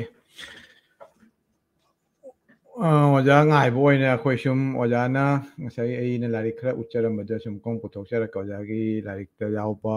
ꯈꯔ ꯁꯨꯝ ꯀꯩꯅꯣ ꯑꯣꯏꯅ ꯁꯤ ꯁꯨꯝ ꯌꯦꯡꯕꯤꯁꯤ ꯃꯌꯥꯝ ꯑꯣꯖꯥꯕꯨ ꯉꯥꯏꯕ ꯑꯣꯏꯅ ꯑꯣꯖꯥꯅ ꯈꯨꯠ ꯊꯥꯕꯤꯔꯝꯕ ꯀꯩꯅꯣꯁꯤꯡꯁꯤꯒꯤ ꯑꯩꯈꯣꯏꯒꯤ ꯀ꯭ꯔꯤꯇꯤꯁꯤꯖꯝ ꯍꯥꯏꯇꯥꯔꯦ ꯑꯁꯤꯁꯤꯡꯁꯤꯅꯤ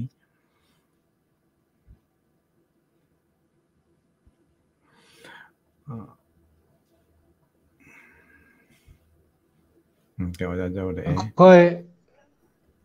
ꯇꯣꯉꯥꯟ ꯇꯣꯉꯥꯟꯕ ꯍꯥꯏꯔꯤꯕ ꯃꯐꯝꯁꯤꯡ ꯑꯁꯤꯗ ꯄ꯭ꯔꯣꯒ꯭ꯔꯥꯝ ꯃꯈꯥ ꯇꯥꯅ ꯆꯠꯊꯅꯕꯒꯤ ꯋꯥꯈꯜꯂꯣꯟ ꯑꯁꯤ ꯑꯩꯈꯣꯏꯒꯤ ꯑꯣꯏꯅ ꯂꯩꯖꯔꯤ ꯑꯗꯨꯒ ꯑꯩꯅ ꯃꯁꯤ ꯑꯩꯈꯣꯏꯒꯤ ꯃꯅꯤꯄꯨꯔꯒꯤ ꯂꯩꯉꯥꯛꯇ ꯍꯥꯏꯖꯅꯤꯡꯕ ꯑꯏꯕꯤ ꯀꯌꯥꯒꯤ ꯃꯍꯨꯠ ꯁꯤꯟꯖꯔꯒ ꯑꯩꯒꯤ ꯋꯥꯈꯜꯂꯣꯟꯗꯅ ꯑꯦꯖ ꯑꯦ ꯄꯥꯔꯇꯤꯀꯨꯂꯔ ꯑꯗꯨꯒ ꯃꯌꯥꯝꯒꯤꯅ ꯏꯟ ꯖꯦꯅꯔꯦꯜ ꯀꯔꯤ ꯍꯥꯏꯖꯅꯤꯡꯒꯦ ꯍꯥꯏꯕ ꯃꯇꯝꯁꯤꯗꯩꯗ ꯑꯩꯈꯣꯏꯒꯤ ꯑꯏꯕꯒꯤ ꯃꯁꯤꯡ ꯑꯁꯤ ꯌꯥꯝꯅ ꯌꯥꯝꯕ ꯅꯠꯇꯦ ꯑꯗꯨꯒ ꯂꯩꯔꯤꯕ ꯑꯏꯕꯗꯨꯒꯤ ꯃꯅꯨꯡꯗꯨꯗ ꯁꯦꯂꯥꯔꯤꯠ ꯃꯁꯥꯒꯤ ꯒꯚꯔꯟꯃꯦꯟꯠꯒꯤ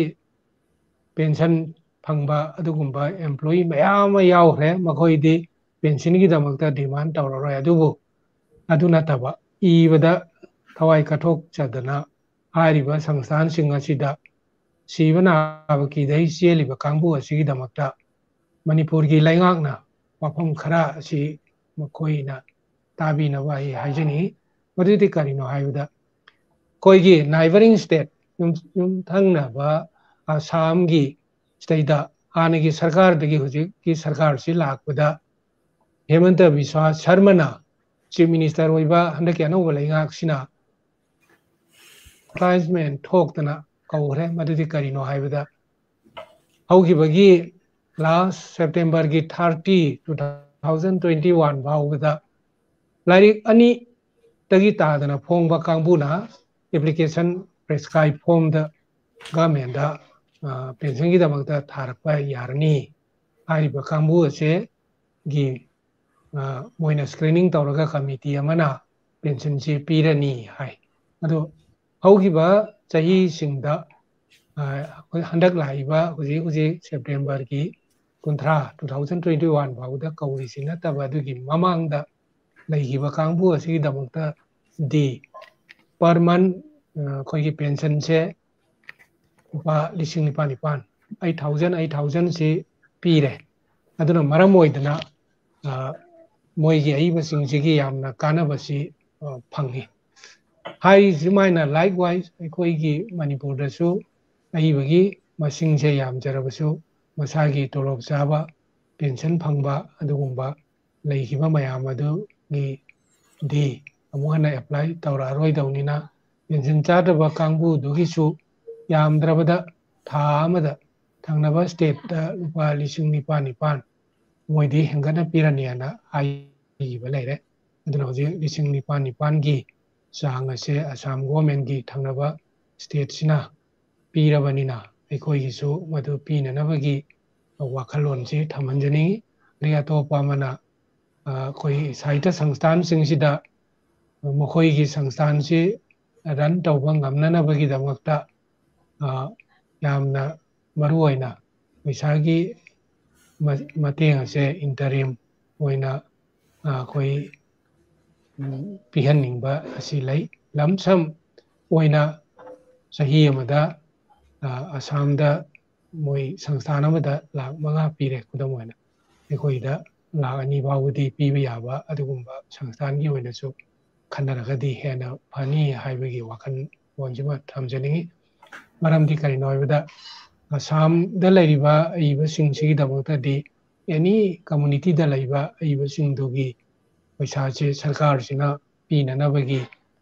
ꯇꯌꯥꯔꯤꯗ ꯂꯩ ꯍꯥꯏꯔꯤꯕꯁꯤ ꯑꯩꯈꯣꯏꯒꯤ ꯂꯩꯉꯥꯛꯀꯤꯁꯨ ꯑꯏꯕꯁꯤꯡꯗ ꯁꯨꯝꯅ ꯄꯩꯁꯥ ꯄꯤꯔꯒ ꯑꯏꯕꯁꯤꯡꯕꯨ ꯍꯤꯡꯍꯟꯅꯤꯡꯕꯒꯤ ꯋꯥꯈꯜꯂꯣꯟꯁꯤꯗꯤ ꯃꯁꯤꯒꯤ ꯑꯁꯤꯒꯨꯝꯕ ꯈꯟꯅ ꯅꯩꯅꯕꯁꯤꯗꯩꯗ ꯌꯥꯝ ꯃꯔꯨ ꯑꯣꯏꯅ ꯑꯩ ꯊꯝꯖꯅꯤꯡꯉꯤ ꯌꯥꯝ ꯅꯨꯡꯉꯥꯏꯖꯔꯦ ꯑꯣꯖꯥ ꯑꯃꯨꯛꯀꯁꯨ ꯑꯩꯈꯣꯏ ꯃꯅꯤꯄꯨꯔꯤ ꯃꯤꯔꯔꯒꯤ ꯃꯥꯏꯀꯩꯗꯒꯤ ꯑꯣꯖꯥꯕꯨ ꯍꯟꯅ ꯈꯨꯔꯨꯝꯖꯔꯤ ꯑꯗꯨꯒ ꯂꯣꯏꯅ ꯃꯊꯪꯗꯁꯨ ꯑꯁꯤꯒꯨꯝꯕ ꯄ꯭ꯔꯣꯒ꯭ꯔꯥꯝ ꯀꯌꯥ ꯁꯤꯟꯖꯔꯒ ꯑꯣꯖꯥꯕꯨꯁꯨ ꯁꯔꯨꯛ ꯌꯥꯕꯤꯅꯕ ꯅꯤꯡꯁꯤꯡꯖꯒꯅꯤ ꯉꯁꯤꯒꯤ ꯑꯣꯏꯅꯗꯤ ꯑꯣꯖꯥ ꯑꯁꯤ ꯁꯨꯝ ꯂꯣꯏꯁꯤꯟꯅꯕ ꯁꯨꯝ ꯍꯣꯠꯅꯖꯔꯒꯦ ꯃꯔꯝꯗꯤ ꯁꯨꯝ ꯄꯨꯡ 2 ꯌꯧꯔꯛꯇꯣꯔꯦ ꯍꯥꯏꯇꯥꯔꯦ ꯑꯩꯈꯣꯏ ꯉꯁꯤꯒꯤ ꯀꯩꯅꯣꯁꯦ ꯑꯗꯨ ꯌꯥꯝ ꯆꯝꯅ ꯑꯩꯈꯣꯏ ꯁꯨꯝ ꯍꯣꯠꯅꯖꯕꯅꯤ ꯑꯗꯨꯒ ꯂꯣꯏꯅꯅ ꯑꯩꯁꯨ ꯁꯨꯝ ꯆꯥꯎꯔꯛꯄ ꯑꯃꯁꯨꯡ ꯑꯩꯈꯣꯏ ꯂꯥꯏꯔꯤꯛ ꯂꯥꯏꯁꯨ ꯇꯝꯃꯛꯄꯁꯨ ꯕꯪꯒ꯭ꯂꯥꯗꯦꯁꯇ ꯑꯣꯏꯔꯛꯄꯅ ꯑꯩꯈꯣꯏ ꯂꯣꯟꯗ ꯄꯨꯗꯥꯗ ꯀꯔꯤꯒꯨꯝꯕ ꯑꯁꯣꯏꯕ ꯂꯩꯔꯁꯨ ꯑꯣꯖꯥꯗ ꯑꯩꯅ ꯁꯨꯝ ꯍꯥꯏꯖꯅꯤꯡꯕꯗꯤ ꯁꯨꯝ ꯉꯥꯛꯄꯤꯅꯕ ꯁꯨꯝ ꯍꯥꯏꯖꯅꯤꯡꯉꯤ ꯂꯣꯏꯅ ꯌꯦꯡꯕꯤꯔꯤꯕ ꯃꯌꯥꯝꯕꯨꯁꯨ ꯊꯥꯒꯠꯆꯔꯤ ꯑꯣꯖꯥ ꯑꯔꯣꯏꯕ ꯑꯣꯏꯅ ꯀꯟꯀ꯭ꯂꯨꯁꯟ ꯔꯤꯃꯥꯔꯛ ꯑꯣꯏꯅ ꯑꯣꯖꯥꯒꯤ ꯀꯟꯀ꯭ꯂꯨꯁꯟ ꯔꯤꯃꯥꯔꯛꯁꯤꯒ ꯂꯣꯏꯅꯅ ꯑꯩꯈꯣꯏ ꯁꯨꯝ ꯉꯁꯤꯒꯤ ꯄ꯭ꯔꯣꯒ꯭ꯔꯥꯝ ꯑꯁꯤ ꯁꯨꯝ ꯂꯣꯏꯁꯤꯟꯖꯗꯧꯔꯕꯅꯤ ꯑꯗꯨꯅ ꯑꯔꯣꯏꯕ ꯑꯣꯏꯅ ꯑꯣꯖꯥꯅ ꯑꯩꯈꯣꯏ ꯌꯦꯡꯕꯤꯔꯤꯕ ꯇꯥꯕꯤꯔꯤꯕ ꯃꯌꯥꯝꯗ ꯀꯔꯤ ꯍꯥꯏꯕꯤꯅꯤꯡꯕ ꯑꯁꯤꯃꯇꯪ ꯍꯥꯏꯔꯒ ꯁꯨꯝ ꯂꯣꯏꯁꯤꯟꯖꯔꯁꯤ ꯑꯣꯖꯥ ꯀ꯭ꯂꯣꯖꯤꯡ ꯔꯤꯃꯥꯔꯛ ꯑꯣꯏꯅ ꯑꯩꯒꯤ ꯑꯔꯣꯏꯕ ꯑꯩꯅ ꯃꯅꯤꯄꯨꯔꯤ ꯃꯤꯔꯔꯕꯨ ꯌꯦꯡꯕꯤꯔꯤꯕ ꯚ꯭ꯌꯨꯋꯔꯁꯤꯡ ꯑꯃꯁꯨꯡ ꯃꯅꯤꯄꯨꯔꯤ ꯃꯤꯔꯔꯒꯤ ꯑꯣꯔꯒꯅꯥꯏꯖꯔꯁꯤꯡꯒꯤ ꯃꯐꯝꯗ ꯂꯣꯏꯅꯅ ꯁꯔꯀꯥꯔꯒꯤ ꯉꯁꯥꯏ ꯑꯩꯅ ꯄꯟꯖꯈ꯭ꯔꯤꯕꯁꯤꯡ ꯑꯁꯤꯒꯤ ꯃꯤꯍꯨꯠꯁꯤꯡꯒꯤ ꯃꯐꯝꯗ ꯊꯝꯖꯅꯤꯡꯕ ꯋꯥꯐꯝꯗꯤ ꯇꯁꯦꯡꯅ as a lover of literary कोरिरोलबु पामजबा नुसीबा मिसक अमा ओइना ꯑꯩꯍꯥꯛꯅ ꯐꯣꯡꯗꯣꯛꯆꯈ꯭ꯔꯤꯕꯁꯤꯡ ꯑꯁꯤ ꯄꯨꯝꯅꯃꯛ ꯑꯩ ꯌꯥꯝꯅ ꯈꯪꯕ ꯍꯩꯕ ꯑꯣꯏꯗꯅ ꯍꯥꯏꯖꯕ ꯅꯠꯇꯦ ꯑꯗꯣ ꯉꯁꯥꯏ ꯑꯏꯕ ꯈꯣꯔꯤꯔꯣꯜꯗ ꯆꯔꯆꯥ ꯇꯧꯗꯅ ꯃꯁꯤꯒꯤ ꯁꯤꯟꯐꯝꯁꯤꯗ ꯂꯩꯔꯤꯕ ꯀꯥꯡꯕꯨꯁꯤ ꯍꯤꯡꯃꯤꯟꯅꯅꯕ ꯑꯃꯁꯨꯡ ꯃꯁꯤꯒꯤ ꯇꯨꯡꯒꯤ ꯐ꯭ꯌꯨꯆꯔꯁꯦ ꯃꯁꯤ ꯍꯦꯟꯅ ꯐꯒꯠꯅꯕꯒꯤꯗꯃꯛꯇ ꯑꯩꯅ ꯉꯥꯡꯈꯤꯕꯗ ꯑꯁꯣꯏꯕ ꯑꯔꯥꯟꯕ ꯀꯌꯥ ꯌꯥꯎꯔꯒꯁꯨ ꯉꯥꯛꯄꯤꯒꯅꯤ ꯍꯥꯏꯕꯁꯤꯃ ꯑꯩ ꯊꯝꯖꯅꯤꯡꯉꯤ ꯃꯔꯨ ꯑꯣꯏꯕꯗꯤ ꯁꯤꯒꯨꯝꯕ ꯂꯣꯟꯒꯤ ꯃꯔꯝꯗ ꯇꯣꯉꯥꯟꯕ ꯀꯟꯇ꯭ꯔꯤꯗ ꯂꯩꯕ ꯏꯆꯤꯟ ꯏꯅꯥꯎꯁꯤꯡꯅ ꯑꯣꯔꯤꯖꯤꯅꯦꯜ ꯍꯧꯔꯛꯐꯝ ꯑꯣꯏꯕ ꯃꯅꯤꯄꯨꯔꯗꯒꯤ ꯅꯠꯇꯕꯅꯤꯅ ꯑꯁꯣꯏ ꯑꯉꯥꯝ ꯌꯥꯎꯔꯒ ꯉꯥꯛꯄꯤꯌꯨ ꯍꯥꯏꯕ ꯑꯗꯨꯃꯥꯏꯅ ꯇꯧꯅ ꯑꯩꯒꯤ ꯃꯥꯏꯀꯩꯗꯒꯤꯁꯨ ꯑꯩꯍꯥꯛ ꯃꯌꯥꯝ ꯃꯅꯤꯄꯨꯔꯗ ꯂꯩꯔꯤꯕ ꯑꯏꯕ ꯑꯗꯨꯒ ꯑꯏꯕꯕꯨ ꯄꯥꯝꯖꯕ ꯀꯥꯡꯕꯨ ꯁꯪꯁꯊꯥꯟꯁꯤꯡ ꯑꯁꯤꯒꯤ ꯂꯩꯔꯤꯕ ꯀꯔꯃꯀꯥꯔꯤ ꯑꯩꯈꯣꯏꯒꯤ ꯊꯕꯛ ꯇꯧꯔꯤꯕ ꯀꯥꯡꯕꯨ ꯑꯁꯤꯗꯒꯤ ꯊꯣꯏꯗꯣꯛ ꯍꯦꯟꯗꯣꯛꯅ ꯑꯩꯅ ꯍꯦꯟꯅ ꯈꯪꯕ ꯍꯩꯕ ꯀꯔꯤꯒꯨꯝꯕ ꯑꯝꯇ ꯂꯩꯖꯗꯦ ꯑꯗꯨꯃꯛꯄꯨ ꯑꯩꯈꯣꯏ ꯑꯏꯕꯁꯤꯡꯒꯤ ꯃꯤꯍꯨꯠ ꯑꯣꯏꯅ ꯉꯁꯤ ꯃꯅꯤꯄꯨꯔꯤ ꯃꯤꯔꯔꯅ ꯑꯁꯤꯒꯨꯝꯕ ꯈꯨꯗꯣꯡꯆꯥꯕ ꯑꯃ ꯑꯩꯒꯤ ꯄꯨꯟꯁꯤꯗ ꯑꯍꯥꯟꯕ ꯑꯣꯏꯅ ꯄꯤꯖꯕꯁꯤꯗꯩꯗ ꯑꯩ ꯑꯃꯁꯨꯡ ꯑꯩꯒꯤ ꯅꯨꯡꯁꯤꯖꯔꯕ ꯚ꯭ꯌꯨꯋꯔ ꯑꯏꯕꯕꯨ ꯏꯟꯇꯔꯦꯁ ꯂꯧꯕꯤꯔꯤꯕ ꯀꯥꯡꯕꯨ ꯄꯨꯝꯅꯃꯛ ꯑꯁꯤꯅ ꯑꯩꯈꯣꯏ ꯍꯤꯡꯃꯤꯟꯅꯗꯕ ꯌꯥꯗꯕꯅꯤꯅ ꯂꯩꯉꯥꯛ ꯂꯩꯔꯤꯕ ꯁ꯭ꯇꯦꯠꯇꯨꯒꯤ ꯂꯩꯉꯥꯛꯅ ꯌꯦꯡꯁꯤꯟꯕꯤꯔꯒ ꯑꯩꯈꯣꯏꯗ ꯃꯇꯦꯡ ꯑꯁꯤ ꯄꯤꯕꯤꯗꯅ ꯑꯩꯈꯣꯏ ꯑꯣꯔꯒꯅꯥꯏꯖꯦꯁꯟꯁꯤꯡ ꯑꯁꯤ ꯆꯂꯥꯏꯕꯗ ꯑꯃꯁꯨꯡ ꯏꯁꯥꯒꯤ ꯏꯖꯕꯒꯤ ꯂꯝꯕꯤꯗ ꯑꯃꯁꯨꯡ ꯂꯥꯏꯔꯤꯛ ꯐꯣꯡꯕꯗ ꯃꯈꯥ ꯇꯥꯅ ꯑꯄꯟꯕ ꯁꯇ꯭ꯔꯒꯜ ꯑꯁꯤ ꯂꯩꯇꯅꯕꯒꯤꯗꯃꯛꯇ ꯁꯤꯒꯨꯝꯕ ꯄ꯭ꯔꯣꯕ꯭ꯂꯦꯝ ꯃꯌꯥꯝꯁꯦ ꯁꯃꯁ꯭ꯌꯥ ꯃꯌꯥꯝꯁꯦ ꯁꯣꯜꯕ ꯇꯧꯅꯕ ꯍꯣꯠꯅꯕꯗ ꯃꯇꯦꯡ ꯄꯥꯡꯕꯤꯌꯨ ꯑꯃꯁꯨꯡ ꯄꯥꯡꯃꯤꯟꯅꯁꯤ ꯍꯥꯏꯕ ꯋꯥꯐꯝꯁꯤ ꯉꯁꯤ ꯇꯥꯕꯤꯔꯤꯕ ꯌꯦꯡꯕꯤꯔꯤꯕ ꯄꯨꯝꯅꯃꯛꯀꯤ ꯃꯐꯝꯗ ꯑꯩꯅ ꯃꯌꯥꯝꯗ ꯈꯨꯔꯨꯝꯖꯔꯤ ꯑꯣꯖꯥꯕꯨꯁꯨ ꯑꯃꯨꯛꯀ ꯃꯅꯤꯄꯨꯔꯤ ꯃꯤꯔꯔꯒꯤ ꯃꯥꯏꯀꯩꯗꯒꯤ ꯑꯩꯈꯣꯏꯒꯤ ꯇꯤꯝꯒꯤ ꯏꯗꯤꯇꯣꯔꯤꯌꯦꯜ ꯇ꯭ꯔꯤꯝ ꯑꯃꯁꯨꯡ ꯊꯕꯛ ꯄꯨꯕꯤꯔꯤꯕ ꯃꯌꯥꯝꯒꯤ ꯃꯥꯏꯀꯩꯗꯒꯤ ꯑꯃꯨꯛꯀꯁꯨ ꯍꯟꯅ ꯑꯣꯖꯥꯕꯨ ꯏꯀꯥꯏ ꯈꯨꯝꯅꯖꯔꯤ ꯑꯃꯁꯨꯡ ꯈꯨꯔꯨꯝꯖꯔꯤ ꯂꯣꯏꯅꯅ ꯉꯁꯤꯒꯤ ꯊꯧꯔꯝ ꯑꯁꯤꯕꯨ ꯌꯦꯡꯕꯤꯔꯤꯕ ꯇꯥꯕꯤꯔꯤꯕ ꯃꯌꯥꯝꯕꯨꯁꯨ ꯏꯀꯥꯏ ꯈꯨꯝꯅꯖꯔꯤ ꯈꯨꯔꯨꯝꯖꯔꯤ ꯃꯊꯪꯗ ꯑꯩꯈꯣꯏꯒꯤ ꯃꯅꯤꯄꯨꯔꯤ ꯃꯤꯔꯔꯒꯤ ꯑꯇꯩ ꯄ꯭ꯔꯣꯒ꯭ꯔꯥꯝꯁꯤꯡꯗꯁꯨ ꯃꯌꯥꯝ ꯁꯔꯨꯛ ꯌꯥꯕꯤꯌꯨ ꯍꯥꯏꯔꯒ ꯉꯁꯤꯒꯤ ꯄ꯭ꯔꯣꯒ꯭ꯔꯥꯝ ꯑꯁꯤꯒꯤ ꯂꯥꯏꯚ ꯑꯁꯤꯗ ꯁꯨꯝ ꯂꯣꯏꯁꯤꯟꯖꯔꯦ